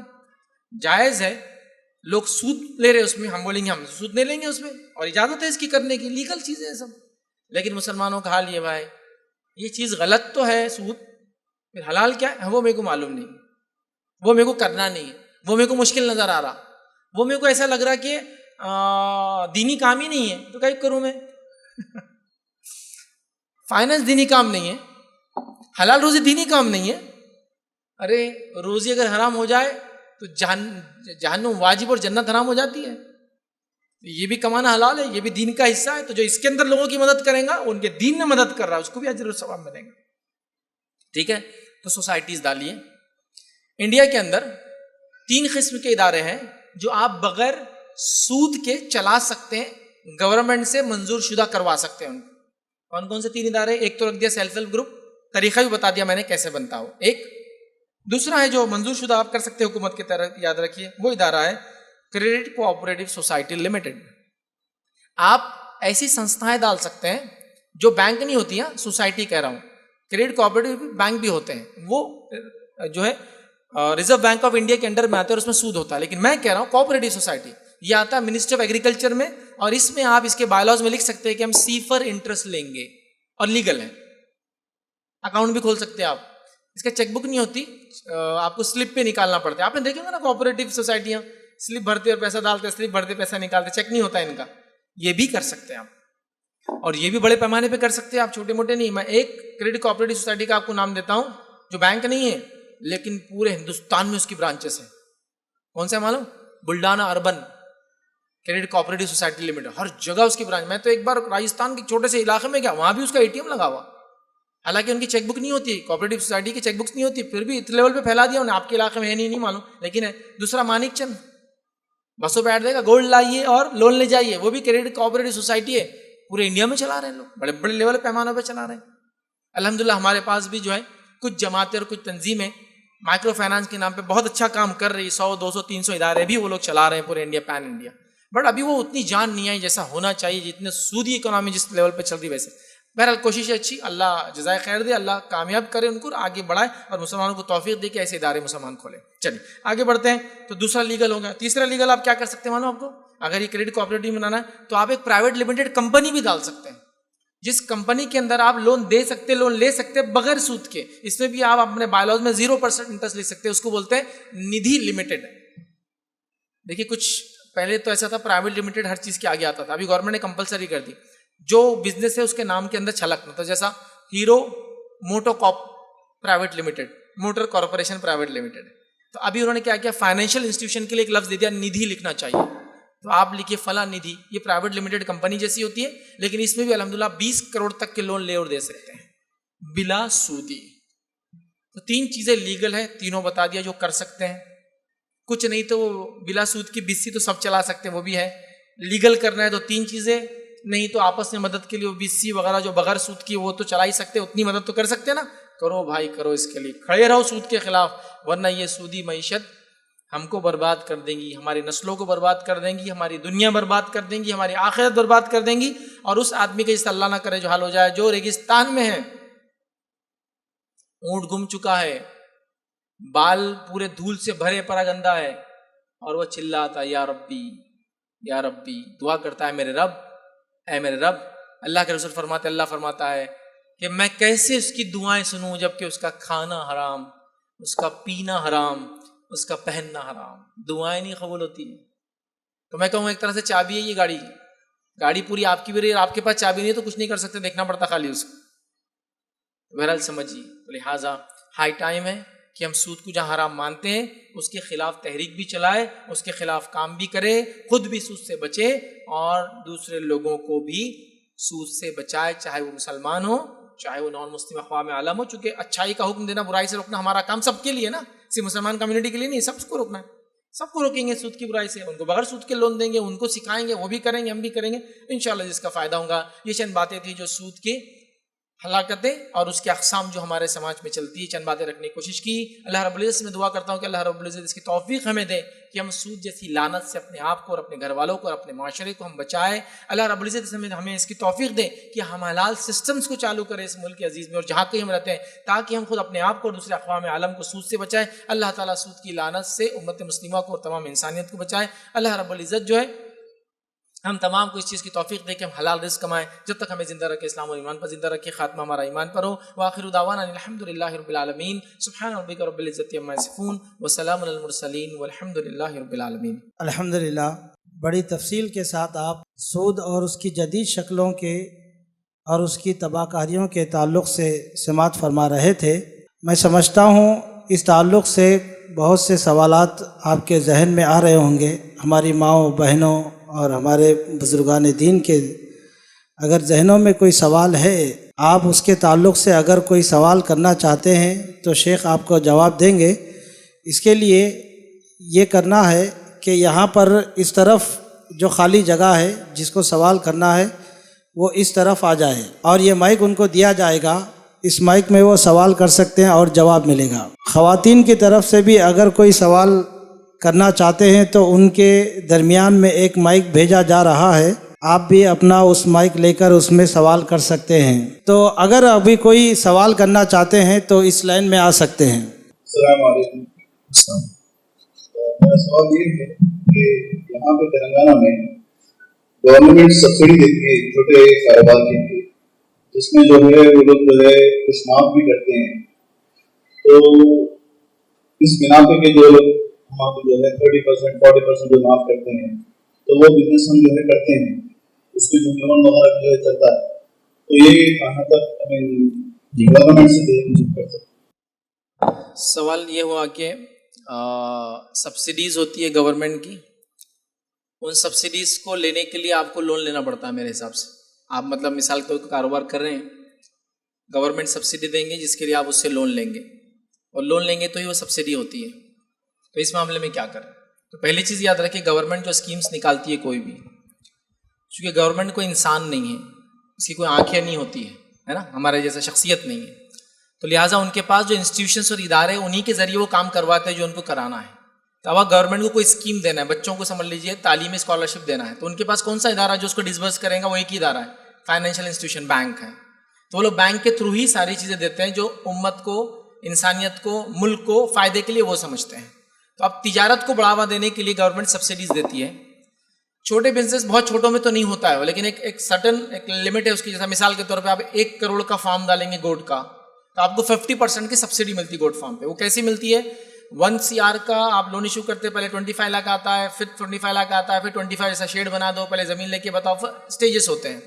جب آپ پورا 1 CR لے لیتے ہیں تو اس کے ریٹرن میں، اس کے عوض میں بولتے ہیں اب 50 لاکھ ہی آپ کو دینا ہے، 1 CR نہیں دینا ہے آپ کو۔ تو گورنمنٹ کو آپ کو چھوٹ دینا ہے، جیسے آپ سولار لگائیں گے تو ایک چھوٹ دینا ہے، لیکن اس کے پاس کوئی سسٹم نہیں ہے، تو بینک کے تھرو یہ کرتی ہے، بینک پھر پالیسیز بناتی ہے، اسکیم بناتی ہے۔ تو ایسی کوئی سبسڈی جس کو آپ کو سمجھو، میں نے ایک مثال 1 کروڑ روپے کی دی ہے، 10 کروڑ کے ہوتے ہیں، 50 کروڑ کے اور 100 کروڑ کے بھی ہوتے ہیں، بلکہ 100 کروڑ کے جو پروجیکٹس دنیا میں آپ کوئی بھی پروجیکٹ کریں، چاہے وہ ایک سپر مال بنائیں، کچھ بھی بنائیں، گورنمنٹ کی طرف سے 50% سبسڈی ہوتی ہے، آپ کو پتہ ہے؟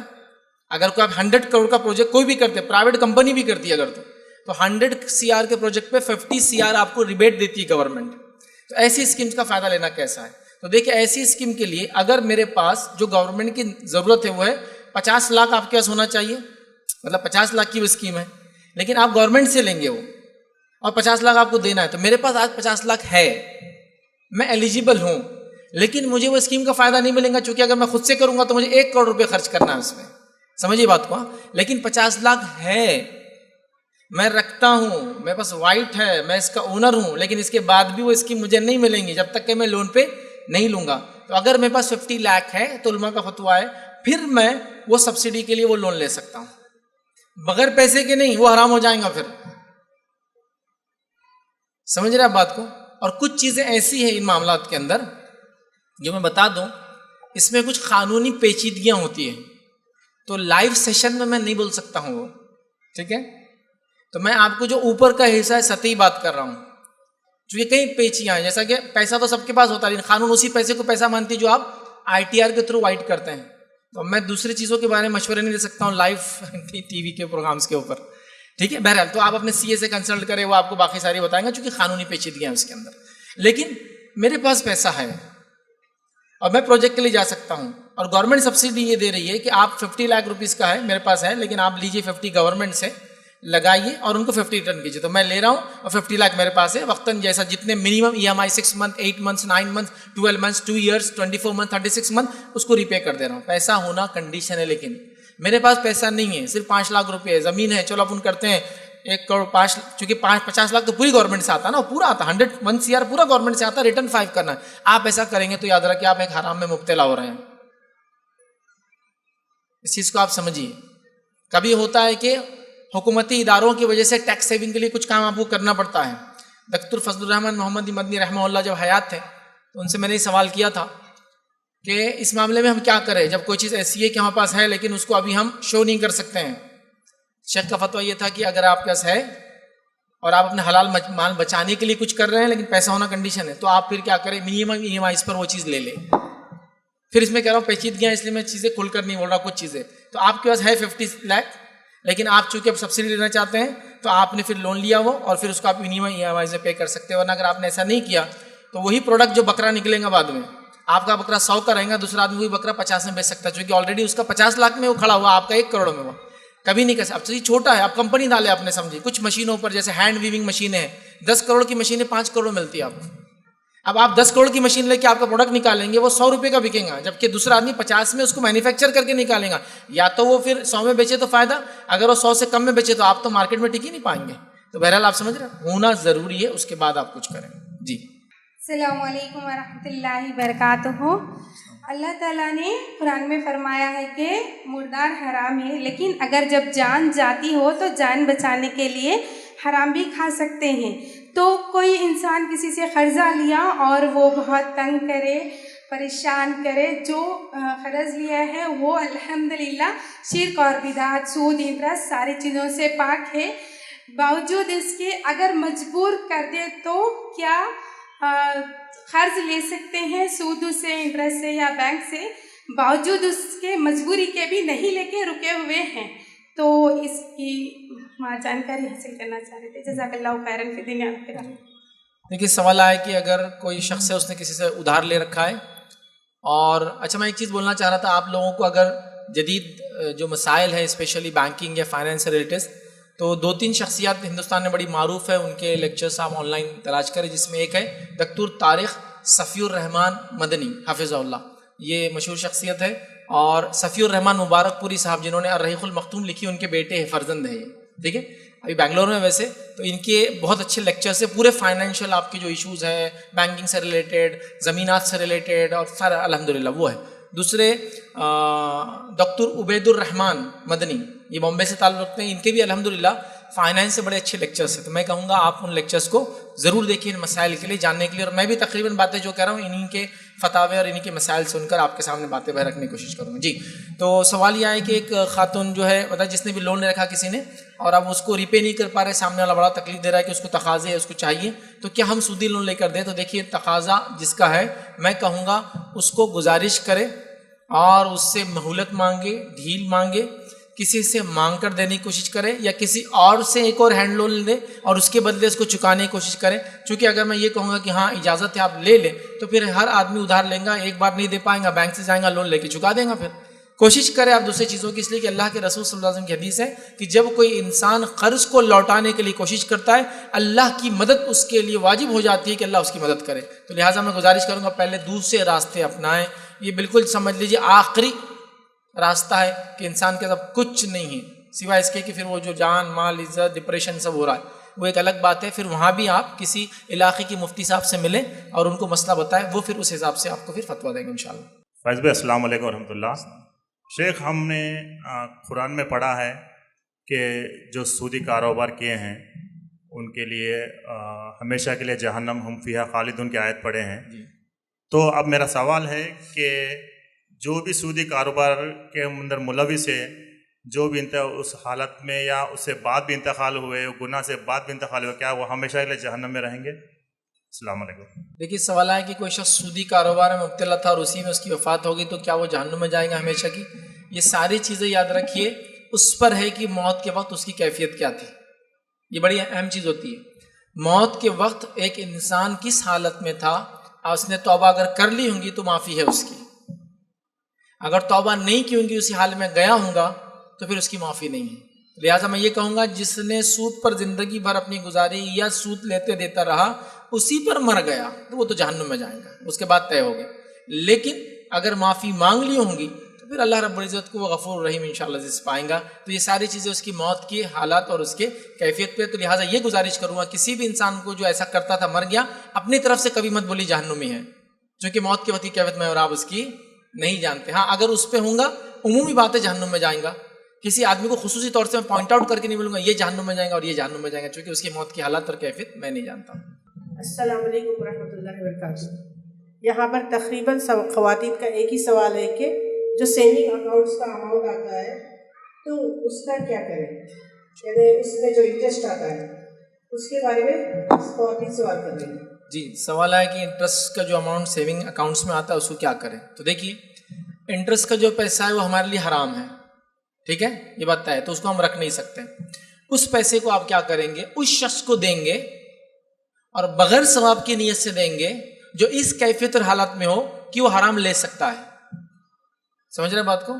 انٹرسٹ کا پیسہ چونکہ حرام ہے تو اس کو ہم نکالیں گے، بغیر ثواب کی نیت سے دیں گے، اس شخص کو دیں گے جو اس کیفیت سے گزر رہا ہو کہ وہ حرام چیز لے سکتا ہے. جیسے مثال دیتا ہوں، میں کسی جگہ سے گزرا اور ایک آدمی کی کیفیت حالت یہ ہے کہ یا تو کچرے میں سے چن کے کھائے یا تو چوری کر کے کھائے، ایسے تو نہیں ہے.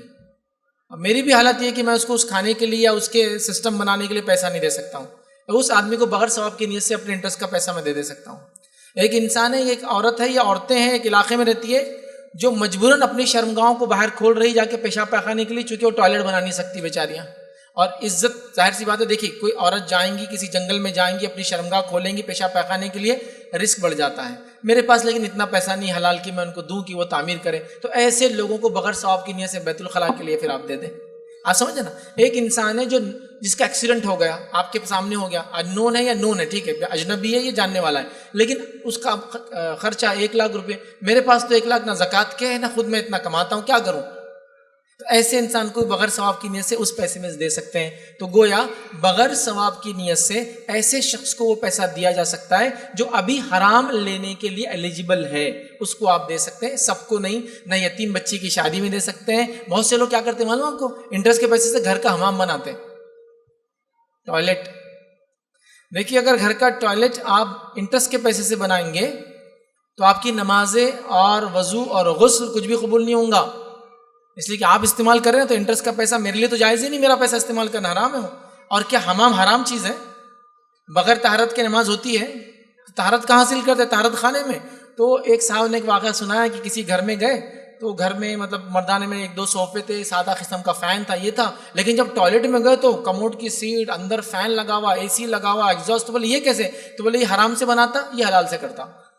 تو حلال اتنا ہی آتا تو اس سے تھوڑا بہت کام ہو رہا، باقی حرام سے. حمام زبردست بنا ہوا مطلب عالیشان. تو یہ اپنے لیے نہیں، غریب بچی کی شادی میں نہیں، کسی نے، اس آدمی کے لیے جو حرام کے لیے اب ریسیپینٹ بن گیا بغیر ثواب کی نیت سے. لوگ کیا کرتے ہیں، میں نے دیکھا وہ مسجد سے باہر بڑے فقیروں کو دے دیتے، عید کے دن عیدگاہ کے باہر فقیروں کو دیتے انٹرسٹ کا. ایسا نہیں، وہ آدمی جو حرام لینے کے اب حالت میں ہے اسی کو یہ دے سکتے ہیں. اب کہاں ملیں گے ایسے لوگ؟ ریلوے بریجز کے نیچے دیکھیں ننگے لوگ، ایسی عورتیں میں نے دیکھا جن کے پہننے کو اوپر کپڑا نہیں ہوتا، وہ بیچاری ساڑی کو گول لپیٹ لیتی اوپر.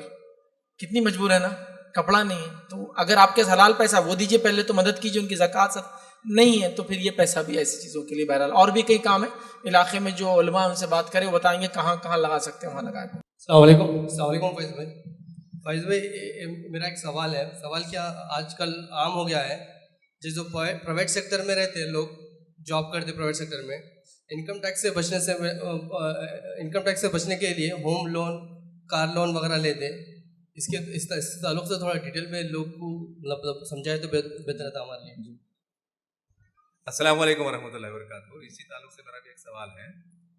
ٹیکس گورنمنٹ کو جو ہم دیتے نا کاروں پہ اور گاڑیوں پہ، تو وہ جو ہے کہاں تک صحیح ہے؟ جیسے کہ جی ایس ٹی ہے اور کار پہ انشورنس لینا پڑتا ہے، تو یہ کہاں تک صحیح ہے؟ اس کے بارے میں بھی تھوڑا خلاصہ.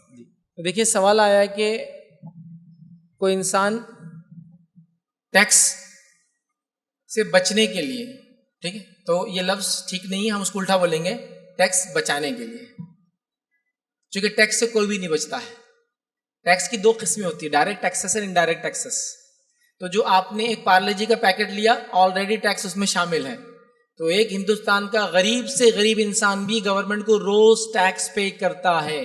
हाँ, ITR कुछ लोग फाइल करते हैं, सिर्फ 3% से 5% लोग ITR फाइल करते हैं, इनकम टैक्स रिटर्न्स, लेकिन टैक्स से कोई नहीं बचा, याद रखिए। तो ये गलतफहमी मत रहिए, बहुत सारे मुसलमान समझते हैं हम टैक्स नहीं देते। आप क्या, हर गरीब फकीर भी टैक्स देता है, तंबाकू बीड़ी भी खरीदता है ना, बुरी आदतें भी तो टैक्स जा रहा है, 28% जाता है उस पर। तो सिर्फ किस्म इतनी है कि वो डायरेक्ट और इनडायरेक्ट टैक्सेस के एतबार से पिता है। तो टैक्स बचाने के लिए नहीं, टैक्स सेविंग के लिए, या टैक्स से बचने के लिए नहीं, टैक्स बचाना। टैक्स बचाने का माना हुआ गवर्नमेंट ने जो स्कीम्स बनाई है उसके तहत हम कैसे बचा सकते हैं, ठीक है। तो भाई का सवाल था कि टैक्स सेविंग के लिए हम लोग कोई स्कीम्स होती है गवर्नमेंट की, वो ले ले तो उसकी वजह से टैक्स बच जाता है, इसमें सूद मुब्तला होता है। तो देखिए छोटा मोटा अगर टैक्स बचता है, जैसा मिसाल के तौर पर मेरी तनख्वाह है जो 12 लाख से, आजकल तो 12 लाख का इनकम टैक्स ही नहीं है, 12 लाख से ज़्यादा एक्सीड हो रही है और मुझे 2 लाख और ज़्यादा मिलते हैं, 14 लाख का मेरा वो है। 14 लाख तो ठीक है खर्चे में बता सकते हैं, समझ 20 लाख जमा हो रहे और 8 लाख मेरी इनकम है। तो लोग बोल रहे हैं मैं इसमें क्या करूं, तो उसमें से 4-1 लाख तो और भी खर्चा आप बता सकते कुछ है, तो 12 लाख तो आपके वैसे ही बच जाते हैं। उसके बाद आप 3-4 लाख तक क्या टैक्स होता है मुझे बताइए। बहुत हैवी टैक्स नहीं, 10% के स्लॉट में आता है पहले, इतना नहीं होता याद रखिए।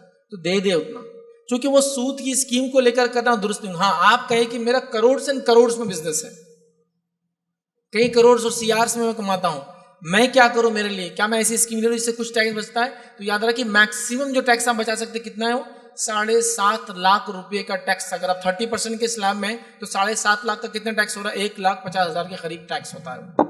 उतना आप बचाने के लिए कर रहे हैं, बस उससे ज्यादा नहीं बचता है, इसकी भी लिमिट होती है टैक्स बचाने की, बस इतना, इससे ज्यादा नहीं बचा पाते आप, ठीक है।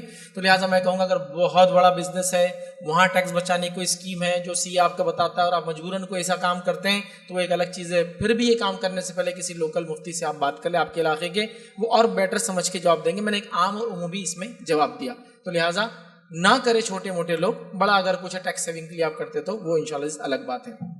एक सवाल आता है कि टैक्सेस पे करना कैसा है, और साथ में इंश्योरेंस के बारे में सवाल है। तो देखिए मैं आपको बता रहा हूँ, टैक्सेस आपको अपने मुल्क को देना ही है, चाहे आप मुस्लिम मुल्क में रहो, नॉन मुस्लिम मुल्क में रहो, दुनिया की इकोनॉमी ऐसी ही चलती है। इस्लामिक अगर आप स्टेट देखें तो उसके अंदर भी 5 से 6 किस्म के टैक्सेस है जो उस ज़माने में लगाए जाते थे।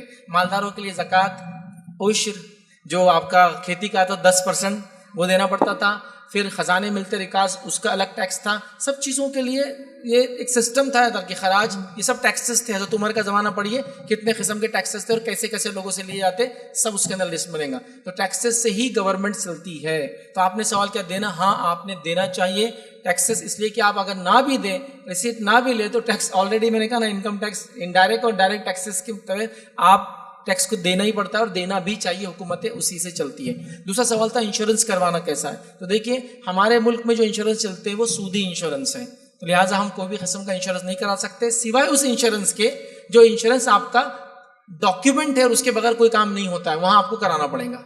गाड़ी का इंश्योरेंस, शोरूम्स के इंश्योरेंस, और कई जगह आप सफ़र करते हैं तो लाइफ इंश्योरेंस भी कराना पड़ता है। अब तो आप हज उम्रे गए तो भी इंश्योरेंस कंपलसरी हो गया ना, लाइफ इंश्योरेंस करा के जाना पड़ता है आपको यहाँ से। तो ये कंपलसरी डॉक्यूमेंट होगा। जहाँ कंपलसरी डॉक्यूमेंट है तो आपको हम मजबूरन बनाना है, जहाँ कंपलसरी डॉक्यूमेंट नहीं है तो खुद से आप इंश्योरेंसेस अपनी मत कराइए, याद रखिए। जी लेडीज़ में से कोई सवाल? हेलो, अस्सलाम वालेकुम रहमतुल्लाहि वबरकातुहू। जब पेंशन होता, पेंशन की जो रकम मिलती, जो इतने 10,000 रुपये, जो इतने लाख रुपए मिलते हैं 10 साल तक, फिर वो रकम लेना जायज़ है या नहीं, ये सूद में आएगा? जज़ाकल्लाह खैर। देखिए पेंशन का सवाल है, तो पेंशन जो आपका EPFO के थ्रू होता है, एम्प्लॉइज प्रोविडेंट फंड ऑर्गेनाइजेशन है इंडिया के अंदर, EPFO बोलते हैं। EPFO के थ्रू अगर आपको पेंशन मिलता है तो आपका जो पेंशन जमा हुआ था उस पेंशन को लेना जायज़ है, उस पर जो इंटरेस्ट आया था उसका हिसाब करके आपको निकालना पड़ेगा। जो पेंशन आपकी जमा होती है, चाहे आप प्राइवेट सेक्टर में हो या पब्लिक, दोनों को मिलती है गवर्नमेंट सेक्टर में, तो इंश्योरेंस मतलब माफ़ करना, जो उसकी पेंशन है वो आप ले सकते हैं, इंटरेस्ट का पैसा आपको निकालना पड़ेगा। लेकिन पेंशन की एक और किस्म है, याद रखिए, खासतौर से कर्नाटक में, तेलंगाना में और आंध्रा में चलती है। उसमें क्या होता है, गवर्नमेंट आपसे पहले लिखा के लेती है कि जब आपको जो पेंशन मिलेगा वो पेंशन को हम इन्वेस्ट करेंगे, कहीं इन्वेस्ट करके पेंशन भी देंगे, सूद भी देंगे और मुनाफा भी देंगे। तो यहाँ आपको ये देखना पड़ेगा वो इन्वेस्ट कहाँ कर रहे हैं उस पैसे को। जैसा मिसाल के तौर पे आपका पैसा लिया गया और शराब की कंपनी में, बैंक में डाल दिया गया, پھر آپ کو اس کا پینشن بھی ملا, پروفٹ جو ہے وہ بھی ملا اور سود بھی ملا, تو پھر وہ آپ سود بھی نہیں لے سکتے اور پروفٹ بھی نہیں لے سکتے, خالی پینشن لے سکتے. تو آپ کو تھوڑا سا معلومات لینا پڑیں گی. آپ کیا کریں, آپ کے ای پی ایف او میں جو جنرل ہوتا ہے وہ جائز ہے, آپ کا جو ہے وہ لے لے اور سود جو ہے وہ چھوڑ دیں. آپ کا بھی لے سکتے ہو, جو آپ کا امپلائر ڈالتا ہے وہ بھی آپ کے لیے جائز ہوتا ہے, آپ لے لیں. تو پی ایف لینے میں, پینشن لینے میں کوئی مسئلہ نہیں ہے. اس کا جو سودی پارٹ ہے آپ کو نکالنا ہوگا, اور اگر انویسٹمنٹ کا پارٹ ہے تو آپ کو معلوم کرنا پڑے گا. اس کے لیے آپ کے ادارے کو بول سکتے ہیں مجھے پورٹو فولیو دیجیے اس کا, مطلب کہاں انویسٹمنٹ کیا اس کی ڈیٹیل دیجیے, وہ آپ کو پورا پورٹو فولیو دیتے, اتنے کمپنی میں کیا, یہ منافع اس سے آیا, وہ آیا, وہ آپ کو دیکھنا ہوگا. اور بھی اس میں کچھ پیچیدگیاں ہیں تو آپ یہاں کی کسی مفتی سے بات کریں, اس کو بتا کے مسئلہ وہ انشاءاللہ عزیز اور بہتر انداز سے مسئلے کو سمجھ کے جواب دے پائے گا. میں نے ایک جنرل جواب دیا. السلام علیکم. فیض سید صاحب سے میرا یہ سوال ہے, مڈل کلاس کا ایک آدمی, اس کی شادی ہوتی ہے, بچہ ہوتا ہے, یعنی کہ بدقسمتی سے بچہ بیمار ہوتا ہے, تو ہاسپٹل جب لے کے جاتے ہیں اس کو 4-5 لاکھ روپے کا خرچہ بتاتے ہیں بچے کے علاج کے لیے, اور اس ٹائم پہ کوئی بھی اس کی مدد کرنے کے لیے نہیں آتا, وہ انٹرسٹ لینا پڑتا ہے. ایسے ٹائم پہ ہم کیا کریں, بچے کی جان جانے دیں یا پھر انٹرسٹ پہ چلا سکتے ہیں؟ بھائی نے ایک پریکٹیکل سوال کیا, ان کا جواب دینے سے پہلے اس مختصر سے آپ کو یہ بتا دوں کہ آپس میں سود سے بچنے کے لیے میں نے ایک لیکچر بنایا ہوں, اس کا نام ہے سود سے کیسے بچیں. 40 منٹ کا لیکچر ہے, آن لائن ہے موجود. تمام لوگوں سے گزارش کروں گا یہاں سے جانے کے بعد یوٹیوب پہ ضرور اس کو سرچ کریں, سود سے کیسے بچے, یا ایک اور اس کا دوسرا نام بلا سودی بسی کیسے چلائے. اس میں نے یہ بتایا ہے کہ پرماننٹلی الگ الگ بزنس گروپ کے اعتبار سے آپ لوگ اپنے آپ کو سود سے کیسے بچا سکتے ہیں. چونکہ میں نے حرمت کی بات کر دی, لیکن کیسے بچیں ابھی چونکہ ٹائم نہیں تھا بتا نہیں پایا, تو 40 منٹ کا ریکارڈڈ لیکچر ہے صرف سود سے بچنے کے لیے کیسے ہم سوسائٹی چلا سکتے ہیں. ضرور میں نے مختصر تو بتایا, یہاں 3 چیزیں ہیں, لیکن آپ اس کو ڈیٹیل میں دیکھیں. عورتیں خاص طور سے دیکھیں جو چٹی وغیرہ چلاتے ہیں, کہ جائز چٹی چلانے کا طریقہ بھی پورا اس میں نے ایکسپلین کیا ہوں, سنگ بچت گھٹ کا بھی اس میں پورا ایکسپلینیشن دیا ہوں. بہرحال بھائی نے ایک پریکٹیکل سوال کیا کہ ایک انسان ہے, وہ اس کا بچہ ہے اور وہ اچانک بیمار ہو جائے, 2-5 لاکھ کا خرچہ ہو جائے, تو اب کیا کرے. پہلی چیز تو دیکھیے وہ مالدار لوگوں کے پاس جائے اور ان سے زکوٰۃ ڈیمانڈ کرے اس چیز کے لیے, چونکہ زکوٰۃ اسی لیے تو تھی ان کی. زکوٰۃ جو ادارے چلا رہے ہیں ان تک پہنچے, ادارے نہیں ہے تو جماعتوں تک پہنچے, شخصیات تک پہنچے, اور زکوٰۃ کی اپیل کرے, صدقات کی اپیل کرے. پہلی چیز ہے, مطلب مانگے یا زکوٰۃ لے, دونوں چیزیں ہو سکتی ہے سیم ٹائم میں. لیکن اگر وہ بھی پورا نہ کر پائے, جیسے آپ کا سوال ہے, مجبور ہو جائے آدمی, اب کیا کروں میں, کیسے میں کروں, اب میں تو مجبور ہو گیا فلاں ہے, اور آپ بول رہے کہ میں سودی قرض لوں کیا, تو سودی قرض لینے کے بدلے کچھ ایسی گورنمنٹ کی اسکیمز آلریڈی ہے جس اسکیم سے آپ یہ بینیفٹ اٹھا سکتے ہیں اگر آپ نے اس پر رجسٹر کیا ہے. تو میں گزارش کروں گا ایسی گورنمنٹ کی اسکیم جو ہماری جماعتیں اور NGOز ہیں لوگوں کو بتائے, جس میں ایک ہے پردھان منتری یوجنا, PMJ بولتے ہیں اس کو, PMJAY. یہ یوجنا کے اندر اگر آپ نے اپنے آپ کو رجسٹر کرا دیا, اس کا ID بنتا ہے آبھا ID بولتے ہیں اس کو. اگر آپ نے بنایا تو ہر سال آپ کو 5 لاکھ تک کا علاج مفت ملتا ہے گورنمنٹ کی طرف سے. یہ سینٹرل گورنمنٹ کی اسکیم ہے, اسٹیٹ گورنمنٹ کے سب کے الگ ہو. جیسے مہاراشٹر ہمارے پاس ہے جوتیبا پھولے, اس میں 3 لاکھ ملتے ہیں, اور اس سے ملتے 5, تو 8 لاکھ کا تو آپ کا انشورنس جیسا ہوگا گورنمنٹ سے. تو گورنمنٹ یہ اسکیمز دیتی ہے. لیکن مسئلہ کیا ہوتا ہے, ہم لوگ یہ کام کبھی نہیں کرتے ہیں. جب مجبور ہوتے تو بھاگتے ہیں, نہ آدھار بنا ہے نہ کچھ ہے, اس کو آدھار کارڈ لگتا ہے پھر بچے کا, تو پھر پریشان ہوتے ہیں. تو پہلا وہاں سود پہ جانے سے پہلے یہ طریقے بتا رہا ہوں جو گورنمنٹ سے آپ کو ہوتا ہے. چلو آپ یہ بھی نہیں کر پائے تو دوسری اور چیزیں ہوتی ہے, آپ کے کچھ ایسے گورنمنٹ کے ڈاکیومنٹس ہوتے ہیں یا اسکیمس ہوتی ہے, اس کے ساتھ آپ کا انشورنس پہلے سے آتا ہے نا. جیسے کہ کچھ بینکس کے ڈیبٹس کارڈس کے ساتھ انشورنسز آتے ہیں, کچھ گیس کے کنیکشنز کے ساتھ آپ کے انشورنس گورنمنٹ سے آتے ہیں, کچھ اور بھی ایسے بانڈس وغیرہ جو کمپلسری آپ کو سروسز میں لینا پڑتے ہیں, اس کے ساتھ بھی کچھ انشورنسز آتے ہیں جو آپ کو بتائے نہیں جاتے, ڈسکلوز نہیں ہوتا ہے. سود میں جانے سے اچھا وہ چیزیں لیا آپ چونکہ گورنمنٹ دیتی ہے اس کا پیسہ. ایک تو میں نے وہ اسکیمز بتا دیا آپ کو, اور یہ میں بات کر رہا ہوں مجبور انسان کی. جو بھائی کا سوال تھا پیسے نہیں ہے 5 لاکھ بچے کو خرچہ ہے, مرنے دے یا سود پہ پیسہ لے, تو سود پہ جانے سے پہلے میں یہ سب چیزیں بتا رہا ہوں جو آپ کر سکتے ہیں. سب یہ آپ کریں, مانگ لیا, زکوٰۃ مانگ لی, لوگوں سے عام مانگ لیا, یہ کر لیا, پھر یہ PMJ وغیرہ اسکیمز میں چلا گیا, اسکیمز کے بعد پھر سیکس لیول پہ یہ ایسی چیزیں تو وہ کیا. اس کے بعد پھر اگر وہ مجبور ہو جائے تو مجبوری کے اعتبار سے میں کہوں گا وہ علاقے کے مفتی صاحب کے پاس جائے اور پوری مجبوری بتائے, وہ آپ کو فوراً جواب دے دیں گے کیا کرنا ہے. عمومی جواب دینے سے بدلے میں خصوصی کر رہا ہوں, پوچھیں. عام طور سے کوئی کہے کہ کچھ بھی نہیں ہے, اپنا زیور بیچنے کو ہے, نہ گھر بیچنے کو ہے, کچھ نہیں, کیا کریں گے آدمی. تو پھر وہ تو ایک مجبوری ہے. تو آپ نے سوال کیا تھا جان بچائے یا مرنے تھا, تو جان بچانا پہلے ضروری ہے, مرنے آپ کسی کو ایسا نہیں دے سکتے. یاد رکھیں انشاءاللہ عزیز. بس یہ میں سمجھتا ہوں آخری سوال رہے گا ہمارا. جی, تو فرسٹ کوشچن یہ ہے کہ ایک پرسن کے پاس 4 لاکھ سم تھنگ ہے اور وہ کوئی فنکشن ہال میں انویسٹ کرنا چاہ رہے ہیں اور ان کو اس سے منتھلی فائدہ بینیفٹ آنے والا ہے, لیکن اگر ان کو ریٹریو کرنا ہے اپنا منی تو 3 یا 6 منتھس پہلے اگر وہ بتا دیں گے تو پھر ان کو وہ پیسہ مل جائے گا. اور سیکنڈ یہ ہے کہ جو بینک میں کام کرتے ہیں تو ان کی سیلری حلال یا حرام میں آتی ہے, پلیز کلیریفائی کر دیں. کسی نے ایک سوال کیا یہ کہ کوئی اگر کوئی انویسٹ کرتا ہے, چاہے وہ ہال میں کرے, بزنس میں کرے, کھیتی میں کرے, جانور میں کرے, کچھ بھی ہو سکتا ہے, انویسٹمنٹ کرتا ہے اور وہ اس کو بدلے میں کچھ اماؤنٹ دیتا ہے, لیکن اگر وہ ریٹرن مانگتے ہیں تو اس کا یہ ڈیمانڈ ہے سامنے والے کا کہ ایٹ لیسٹ 2, 3, 4 منتھ 6 منتھ پہلے بولنا تو میں نکالوں گا. تو پہلے تو کسی سے کنڈیشنل پیسہ لینا بالکل جائز ہے کہ آپ انویسٹمنٹ کریں گے تو اتنے دن تک پیسہ میں نہیں دوں گا, چونکہ ہر بزنس کی نوعیت الگ ہوتی ہے اور ڈالنے کے بعد اچانک نکالنا نہیں جا سکتا ہے. تو یہ کنڈیشن پہ اگر آپ دونوں پارٹیز ایگری ہے تو ایسے کنڈیشن پہ ڈالنے میں کوئی حرج نہیں کہ انویسٹمنٹ کرو, لیکن جب بھی واپس لوں گے 4-5 مہینے پہلے بولنا. دوسرا, اس کے اندر جو 4 لاکھ ڈالے گئے آپ کو پہلے طے کرنا پڑے گا کہ آپ کے بزنس کے اندر جو پارٹنر ہے کتنے فیصد کے پارٹنر ہے. فکس اماؤنٹ نہیں لے سکتے, وہ جائز نہیں ہے. تو مثال کے طور پہ بولیں گا میرے انکم کے آپ 2% کے پارٹنر ہے, چونکہ ہال بہت مہنگا ہوتا ہے نا, 4 لاکھ تو کچھ بھی نہیں اس کے لیے. 1% کے پارٹنر ہے اور جو کہ ہال کی انکم سمجھو 1 لاکھ ہے تو آپ کو 1,000 روپے ملیں گا مہینہ. اگر 2,000 روپے تو 2 لاکھ انکم ہوگی تو آپ کو 1% بولو 2,000 روپے مل جائیں گے. 1.5 لاکھ انکم ہوئی تو 1,500, مطلب پرسنٹیج طے ہے, اماؤنٹ ویری ہوں گی جو بھی ملے گا. بالکل یہ بھی جائز ہے, کوئی مسئلہ نہیں. اور اس سے پروفٹ اور لاس دونوں کے آپ مالک بنیں گے, 1% پروفٹ کے بنیں گے تو 1% لاس کے مالک بھی آپ بنیں گے. تو ایسے کنڈیشن پہ کہ اتنے وقت بعد آپ کا لاکنگ پیریڈ رہے گا, پیسے ملیں گے, جائز. اس کے بعد پرسنٹیج طے ہو جائے کتنا پروفٹ اینڈ لاس کا ہے, وہ بھی جائز. فکس اماؤنٹ کو دے کہ بھائی 4 لاکھ انویسٹ کر دو, 4,000 میں ہر مہینے تم کو دیتے رہوں گا, یہ جائز نہیں ہوں گا. ہاں ایسا جائز ہوگا کہ وہ کہیں میں 4,000 روپے مہینہ دے دوں گا, سال کے آخر میں حساب کریں گے, میرے طرف نکلا تو میں دے دوں گا, آپ کی طرف زیادہ دیا تو مجھے واپس دینا, تاکہ ایک آدمی کا گھر چل جائے نا. 4 دیتے رہ رہا, آخر میں حساب ہو رہا کہ 36,000 روپے ٹوٹل آپ کو واپس دینا پڑے گا, یا اگلے مہینوں میں نہیں دوں گا پھر, چونکہ آلریڈی آپ کا زیادہ میں دے چکا ہوں. کم ہیں گے تو بولیں گے چلو آپ نے ٹوٹل میرا انکم ہوئی 50,000, آپ کو میں آلریڈی 48,000 دے چکا ہوں, 4,000 2,000 آپ کے لیجیے, یہ سال کا حساب کمپلیٹ. تو یہاں فکس اماؤنٹ جو دی جا رہی ہے وہ پرسنٹیج میں دی جا رہی ہے, لیکن فکس اماؤنٹ کی شکل میں ریٹرن کر رہا ہے, آخر میں اس کا حساب ہونے والا ہے. تو یہاں یہ بھی پھر شکل جائز ہو جاتی ہے ادھر, ٹھیک ہے. دوسرا یہ تھا کہ بینکنگ وغیرہ میں یا سودی اکنامی جہاں رہتی ہے, یا سود پہ جو انسٹیٹیوشن چلتے ہیں وہاں کام کرنا جائز نہیں ہے. پھر وہ چونکہ بینک غیر سودی بھی ہوتے ہیں, یاد رکھیں ہمارے ملک میں نہیں ہے لیکن دوسرے ممالک میں ہوتے ہیں. تو بینک میں کام کرنا حرام نہیں ہے, سودی بینک میں کام کرنا, انشورنس کمپنی میں کام کرنا حرام نہیں ہے, سودی انشورنس کمپنی میں کام کرنا حرام. تو اگر سود ہے تو حرام ہے, سود نہیں ہے پھر کیا جا سکتا ہے. السلام علیکم.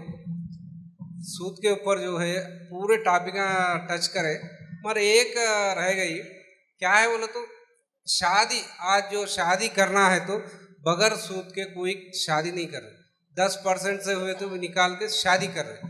جب کر رہے تو اب سود کھانا حرام ہو گیا, وہ کھائے تو 40 دن نماز بھی نہیں ہوتی بول کے سن, پھر ایسے شادی میں جا کے اپن کھا لیے. سمجھو پہلی بات تو وہ سود سے کیسا بچنا, اور یہ کھا لیے, علماء بھی آ کے ویسے فنکشن میں اٹینڈ ہو رہے, پھر ان کے پیچھے اپن پڑھے تو بھی نماز ہوتی نہیں, ہماری ہوتی نہیں.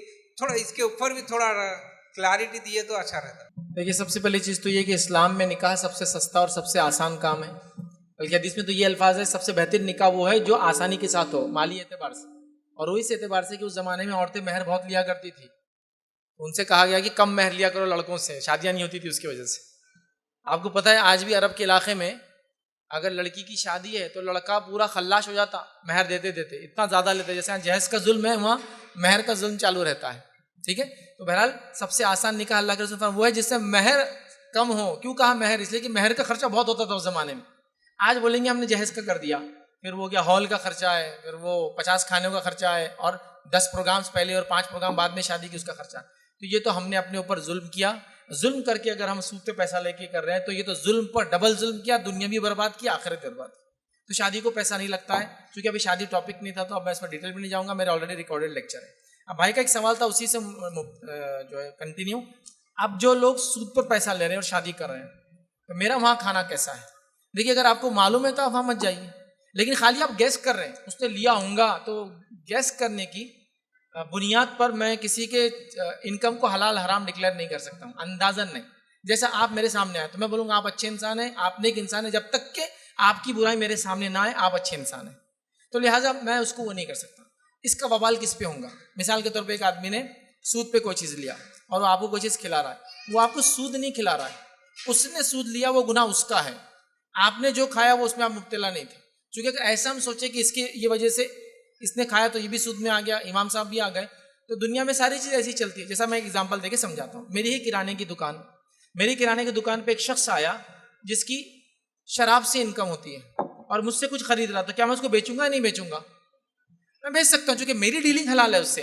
اس نے کہاں سے لایا؟ میرا لینا دینا اس سے نہیں ہے اب تک. میری ڈیلنگ کیا ہے؟ اس نے بولا بسکٹ کا پیکٹ دیجئے, پانی دیجئے, سافٹ ڈرنک دیجئے, کولڈ ڈرنک, میں نے دے دیا اس کو. میں نے کوئی اعلان بھی نہیں کر کے رکھا کہ شراب کی کمپنی والے میرے پاس آ کے لے جاؤ 10% ڈسکاؤنٹ دوں گا. تو اس میں جو ہے اس کی ڈیلنگ آپ دیکھیے, وہ دونوں کا معاملہ ہے. تو اس کی کمپنی سے جو کما رہا ہے وہ اس کے لیے حرام ہوا, میرے سے جب خریدیں گا تو میرا حرام نہیں ہوتا. تو لہٰذا اس نے جو لیا سود پر, ہاں کوئی آپ ایسا اگر سوال کرے, آدمی سود پر بزنس کرتا ہے, اس سے کماتا ہے اور وہ آپ کو دعوت دے, پھر نہیں جانا چاہیے آپ نے. لینے والے کا مسئلہ الگ ہوا, اور جو سود پہ انکم ہے, جیسا میری انکم ہی حرام ہے اور میں آپ کو دعوت دوں, پھر آپ آ نہیں سکتے. میری انکم حرام نہیں ہے. اب کیا کیا اس نے؟ ظلم کیا اپنے نفس سے سودی خرچ لے کے. تو یہاں میرے لیے مسئلہ نہیں, چونکہ میں اس میں مبتلا نہیں ہوں اور میرا کوئی آپ کے اس سے لینا دینا نہیں. اس چیز کو ہم کو سمجھنا ہوگا. دیکھیں توحید ہی اصل بنیاد ہے نا جنت میں جانے کی. چاہے کتنے بھی گناہ کرو بعد کی جنت میں جانا ہی ہے. اگر وہ شرک میں نہیں مرا تو اس کی جہنم ہے. تو انٹرسٹ اور احکامات حلال حرام تو توحید کے بعد ہی آتے. تو شرک کے متعلق کچھ بتائیے جو عام ہو چکا ہے, جیسے دل کا جانا, تعویذ کا استعمال کرنا وغیرہ. اس کے بارے میں کوئی بات کرتے کیونکہ لوگ افیکٹ ہو جاتے ہیں, لوگ کیا بولتے ہیں, لوگ کیا بولتے ہیں. جی میں سمجھ گیا, ایک اچھی بات آپ نے کی, لیکن اب وہی ہے کہ مجھے یہ بولا گیا تھا کہ موضوع پر جو چیزیں ہیں وہ دوں, لیکن میں یہاں ایک سلوشن ایک بات کہتے ہوئے جاؤں گا, کیونکہ وہ چیز اب میں اگر بولوں گا تو یہاں سے پھر ایک نیا لیکچر چالو ہو جائیں گا. آپ کیا کیجئے, یوٹیوب پر ہمارا چینل ہے IRC TV, یا آپ چینل پہ نہ بھی جائے تو آپ صرف ایسے سرچ کیجئے توحید اور شرک میرے نام سے. میں نے توحید اور شرک پہ 35 لیکچر کی سیریز ریکارڈ کی ہے, ہر لیکچر 1 گھنٹے سے زیادہ کا ہے. ایک ایک نقطہ آپ نے جو کہا, اللہ کی ربوبیت کا کیا معنی ہے, آپ نے درگاہ کا سوال کیا, آپ نے تعویذ کا سوال کیا, آپ جو بھی کریں, میں نے 35 لیکچرز دیا ہوں اس پہ, جو توحید اور شرک سیریز بول کے میرے نام سے ہیں. ٹھیک ہے, آپ اس کو دیکھیں. اور سب لوگ جو آئیں, گزارش کروں گا آپ گھر جا کر ضرور, میں نے ایک سیلف ہیلپ گروپ کا بولا, چونکہ بہن نے یہ سوال کر لیا تو میں کہوں گا توحید اور شرک میرے نام سے ڈالیے, ایڈوکیٹ فیض سے توحید اور شرک, پوری سیریز لیکچر 1 سے لے کر پورے انشاءاللہ عزیز آپ جو ہے 35 تک دیکھیے, انشاءاللہ عزیز ساری چیزیں کلیئر ہو جائیں گی. چونکہ اتنے چھوٹے سے وقت میں توحید جیسے ایک عنوان پر بات کرنا میرے لیے مشکل ہی نہیں, محال ہے, اور ابھی ہمارے پاس وقت بھی نہیں ہے. اسی پہ اپنی بات کو ہم ختم کریں گے. وآخر دعوانا الحمدللہ رب العالمین, سبحان ربک رب العزۃ عما یصفون وسلام علی المرسلین والحمد للہ رب العالمین.